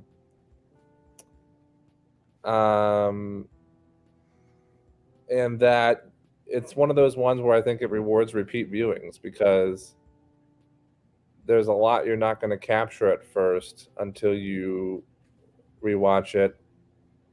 And study up on your Spanish history, by the way, because there was some stuff I did catch on even on my first viewing of it, just with my basic knowledge of American Spanish history. But then I actually, upon my second viewing, I didn't even tell you this, I don't think, Ryan, I saw it with a friend of mine, Marco, a close friend of mine who is a Mexican-American, who knew a lot more about that kind of stuff than I did, and gave me a whole new perspective when we were talking about it after the screening. Very nice. I already loved it for a lot of reasons, but then he shared this whole new perspective that made me appreciate it even more after my second watch and talking to him about it. So anyways, I don't know. It's an international film, so right away it may not be for everybody, because I know there's certainly I think the majority of people that are watching a channel like this appreciate international films, but in general, I know there's a lot of people who don't like reading subtitles and so on and so forth.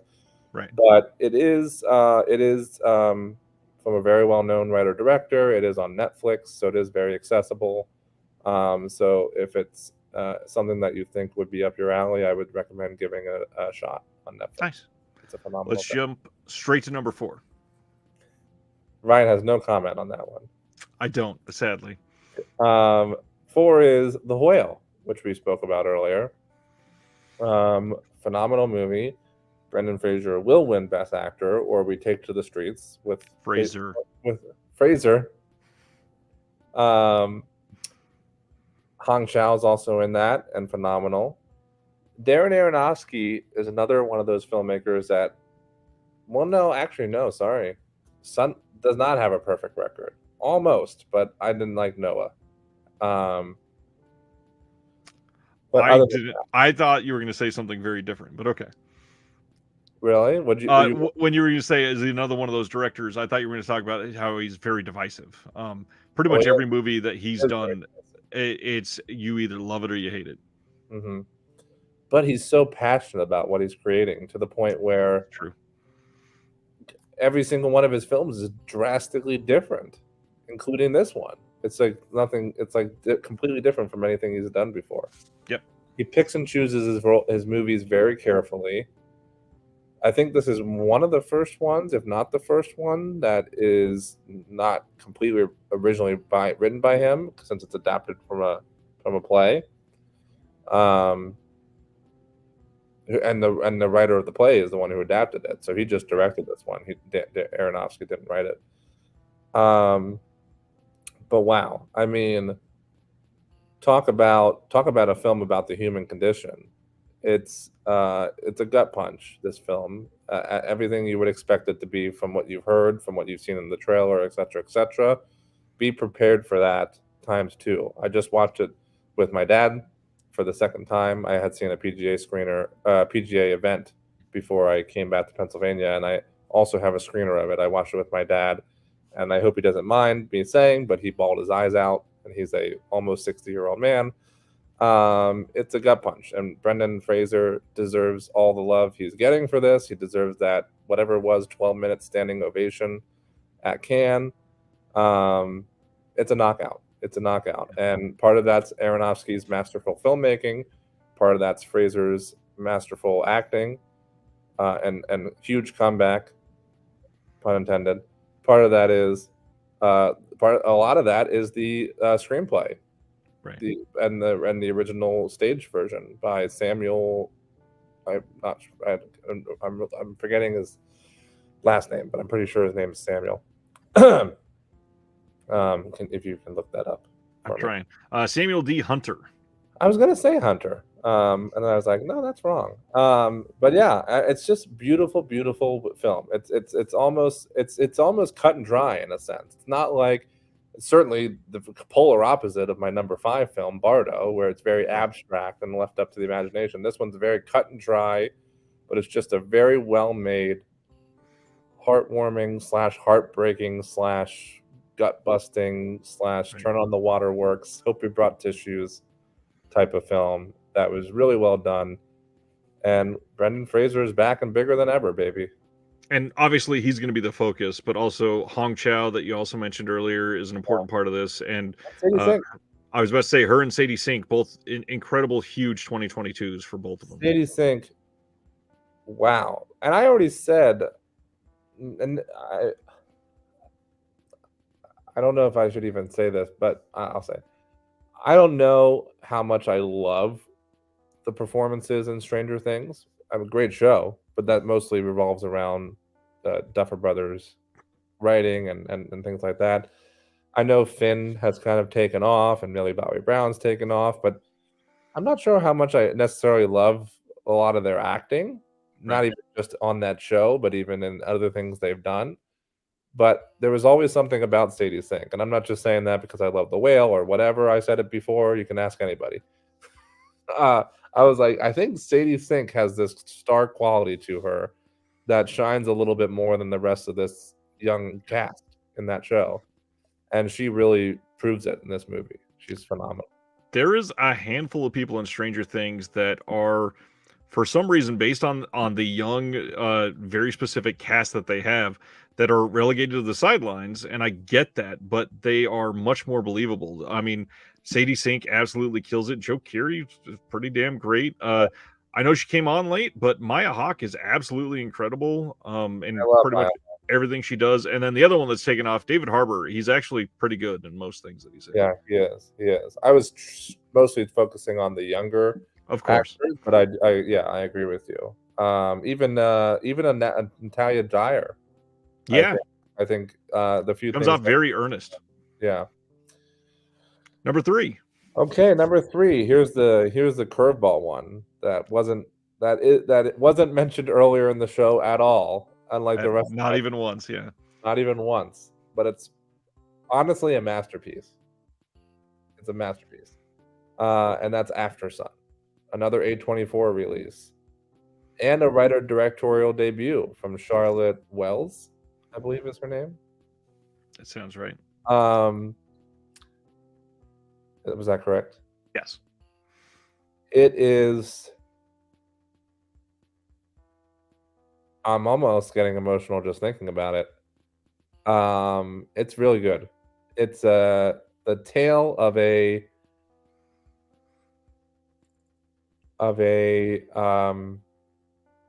girl trying to remember her father and kind of figure out her father now that she's older solely through memories and like video footage.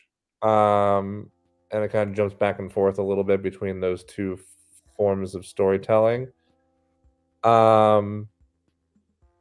It's very subtle. It's mostly just Paul Mescal and what's the girl's name? Celia Wilson Hall? No, his daughter. Frankie Corio. Frankie Corio is who I was mentioning earlier when I said I didn't want to touch on it until I get there. I would love to see her get a Best Actress nomination at the Oscars because I thought she was phenomenal. It's hard for me to like child actors a lot of the time, and if they stand out to me, I really take note of it in my reviews and things like that. And she blew me away. I thought she was phenomenal in this.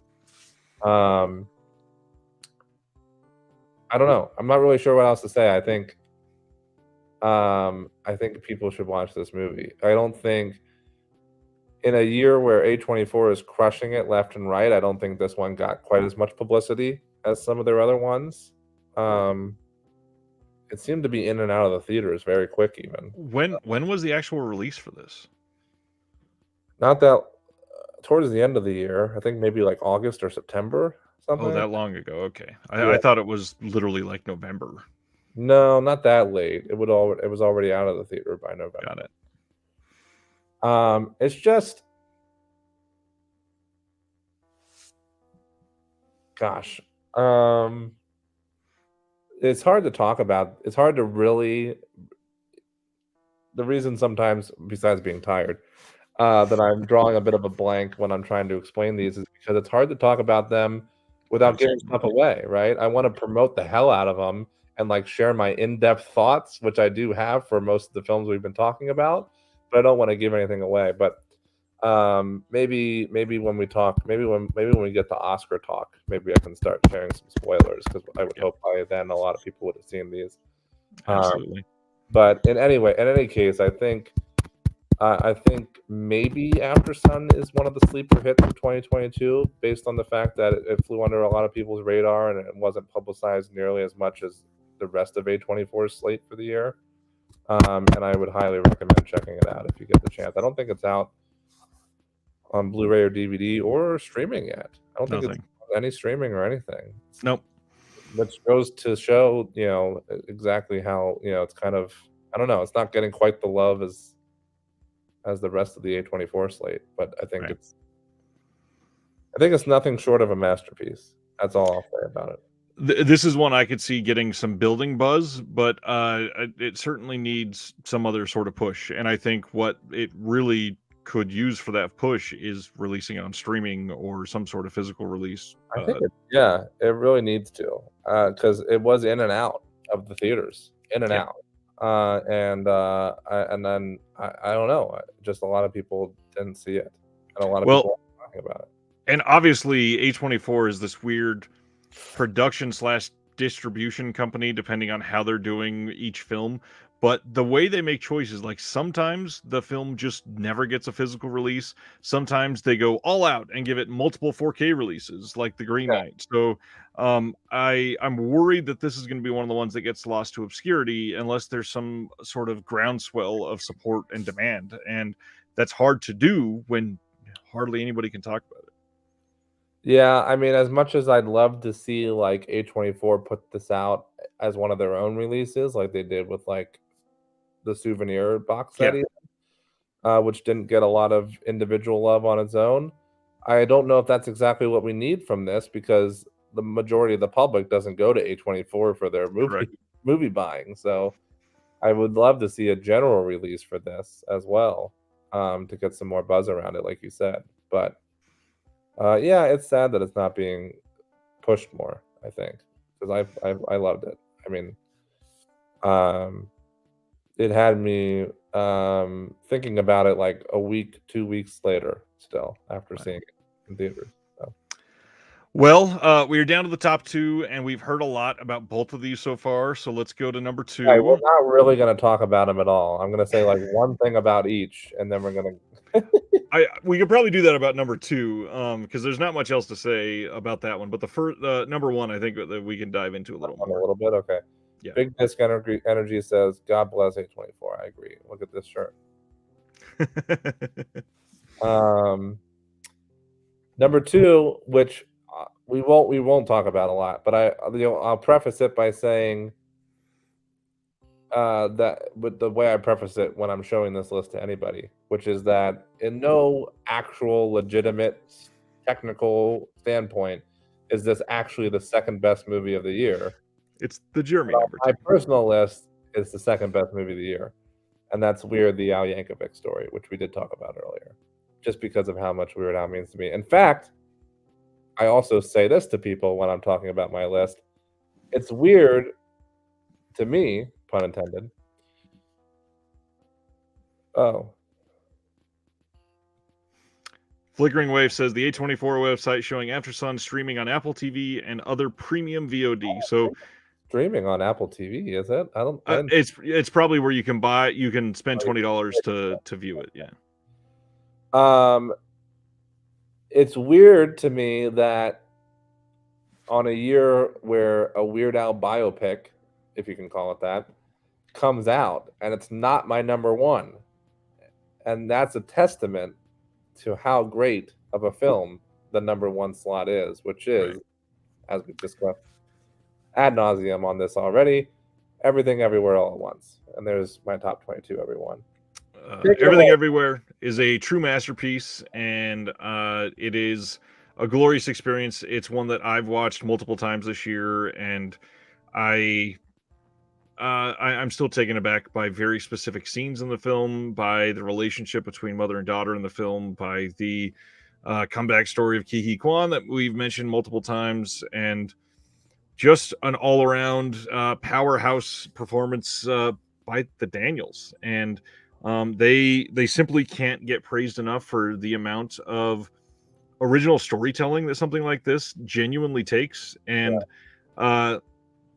not to lay into this too much, because obviously they're not genuinely related in any way, but in a world where we've been crumbling in the amount of movies coming out about multiverses, the Daniels release a film about multiverses in a way that actually makes me appreciate it and love it. And that makes you think and feel and relate to it. Right. Because most of the time when you're watching a movie about multiverses, you can't relate to it. Right. Because they're talking about superheroes and fantasy worlds. And then this, you're like, you're right there. You're right there with them. And something I'll say about it, too, to touch on what you said, Ryan, is I tend to find that my favorite movies of all time, of which this has jumped to the top of that list, it's in the top 10 of all-time favorites, not just favorite movies of this year. Right. I tend to find that part of the reason available to rent on January 17th, does that mean rent how?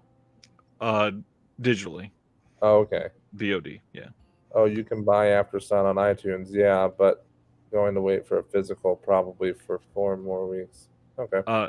Mubi is putting out in the UK in 4 weeks. So like Orbit DVD will likely get some in. Mubi's putting out After Sun in 4 weeks? Yep. On not in the US, in the UK, but yes, on Blu-ray. Well, that's fine. I'll buy that in a heartbeat. It's probably going to get a US release, probably. Yeah, probably. I'll probably still buy that movie one immediately. Can buy it on digital right now. Yeah, I know what you're talking about, Brian. I find that my favorite movies of all time are films where every single aspect of the film is like top notch. Right. Which almost you would hear me say that and be like, well, duh. But it's like that doesn't come around too often. There's lots of movies that I love, even movies on this top 22 list I just talked about, where I can still find flaws about them. Where it's like, oh my God, I was talking about Triangle of Sadness. I feel like the runtime's too long. Or I'm just like, wow, that screenplay is amazing. The direction is amazing. The cinematography is amazing. But I really didn't like so-and-so's performance or whatever. Right. But something like Everything Everywhere, same thing with, some of my other favorite movies of all time, like Eternal Sunshine. It's like every aspect of the film is like everybody's at the fucking top of their game. It's like you have the most top-notch performances, the unbelievable script and direction from the Daniels. Like, unbelievable cinematography, choreographed fight scenes, the music, the score by Sun Lux is amazing. I pre-ordered the soundtrack from the A24 website. It's just every little facet of this film. Costume design, holy shit. Costume design, score, production design, cinematography, everything is at the top of its game in this movie. There's not a single thing where somebody's phoning it in Right. every department.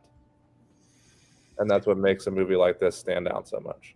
Plus, it is relevant. It's emotionally poignant. It's relatable for a lot of people. It is done in a way that makes you care about characters that are kind of shitty in certain aspects, which is always the sign of good writing. Yeah. The true winner of this movie, behind the scenes, is likely the editing. I mean, the amount Dave of just said that, and I Oh, did he? didn't include that in my thing I just said, but I should have, because editing is all phenomenal. The amount of footage that they had to film for this, the amount of like, okay, Michelle, now we're going to film this scene. Please put on this costume and be in makeup for 3 hours, and then we're going to switch to this other one. Like, I can't imagine how much work that this actually had to take. But it is truly a film that is ingenious on every level, and it's so original that it's literally difficult to discuss with people that haven't seen it, because or honestly even people that have seen it, because what is it about other than truly everything? It is just a beautiful achievement. It is easily my favorite film of the year, and also jumped to my top 10 of all time. It is incredible, and I really hope that it cements them on just some of the greatest filmmakers of our time. I hope so too, because their first film, Swiss Army Man, flew under the radar for sure. So I mean, obviously this is already getting way more attention than that ever did. So I agree with you that I hope this is putting the Daniels name in a lot of people's mouths, and the forefront of their brains as far as, well-respected filmmakers, because they deserve every ounce of it. All right, my friend, at over 4 hours, why don't we hit a handful of honorable mentions and then call it a night? What was my record before? Just over 5 hours. We got close, man. This is way longer than I expected. One that you thought would be only 2 hours, and I have a massive headache, by the way. Oh, I'm sorry. That happened at some point, like halfway, probably when Zach joined. That makes sense. I'll throw out, since my list will be shorter, real quick. Okay, I really enjoyed Fresh. I thought it was a nice, unique script. Primarily, I think that the performance from our main villain of the film was great. I think that Sebastian Stan has some decent acting chops. Yeah. I really enjoyed the Batman. I think more than most people. I loved X. I am one of those people that like X more than Pearl. I think they're both great, but genuinely adored X. I believe it's a 2022 film. I was shocked with how much I liked Turning Red from Disney this year, the animated film, way more than I expected. One that we mentioned slightly under horror, but I think is going to be a generational defining film for a lot of people, which I've talked about this over the last 6 weeks. Bodies is a massive achievement, and one that people do not discuss with the powerhouse writing that it actually should, because it is incredible. Rachel Sennett is a gift to America.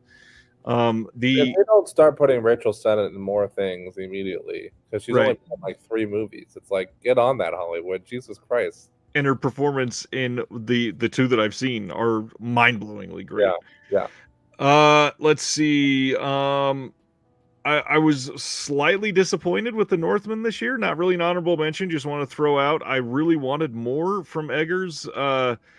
I've loved his first couple things, and this one, it's good, but it just didn't hit me. I feel like he got a little bigger than he was ready for, unfortunately. It doesn't have. The chat will disagree with you from I'm I've seen already on the show with Flip even last week.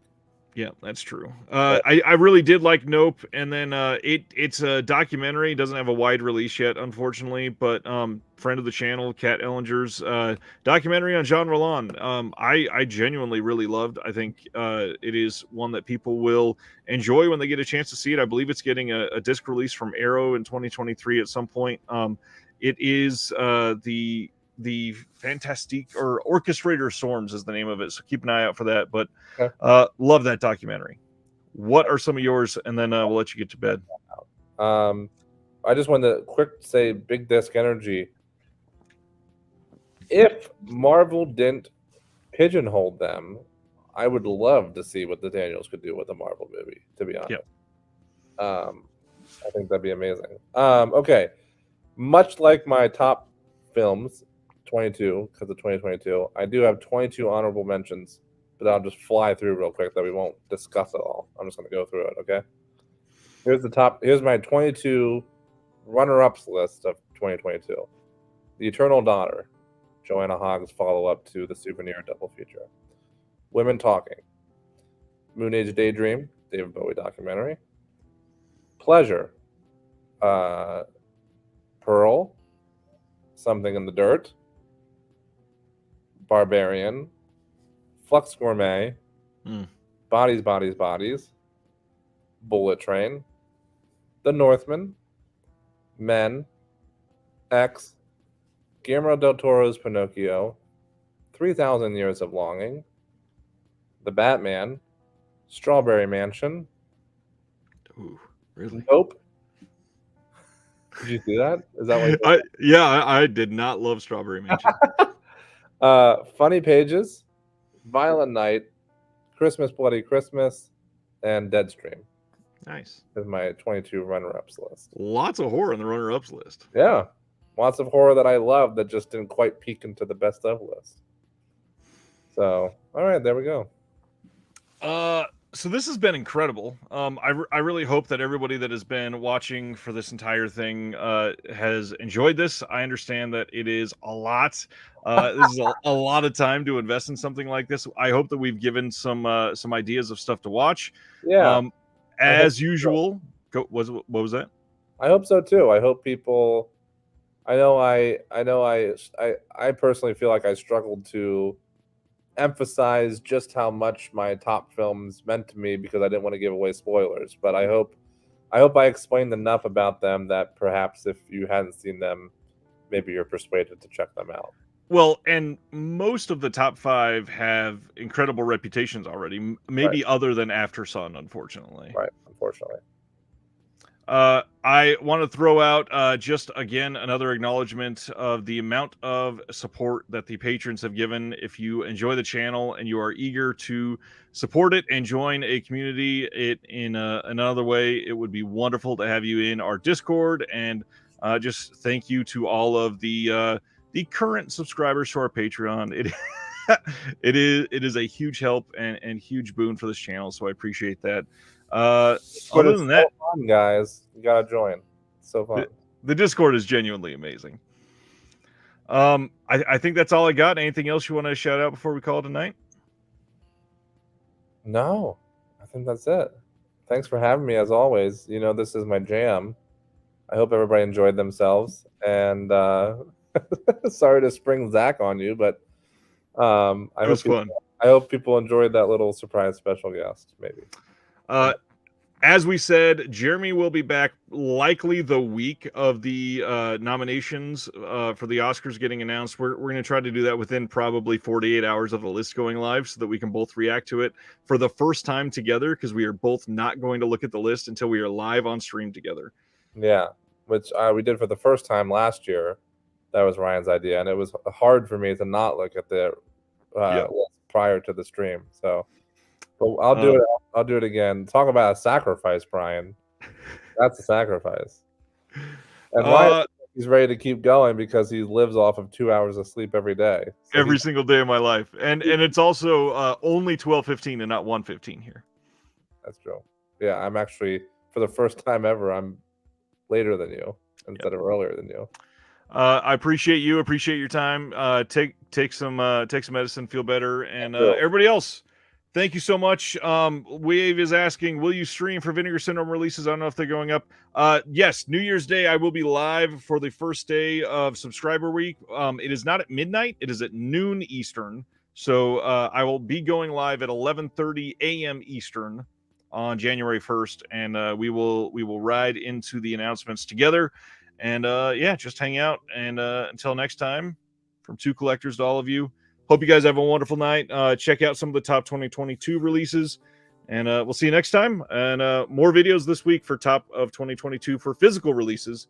Keep in, checking this out. Have a good night.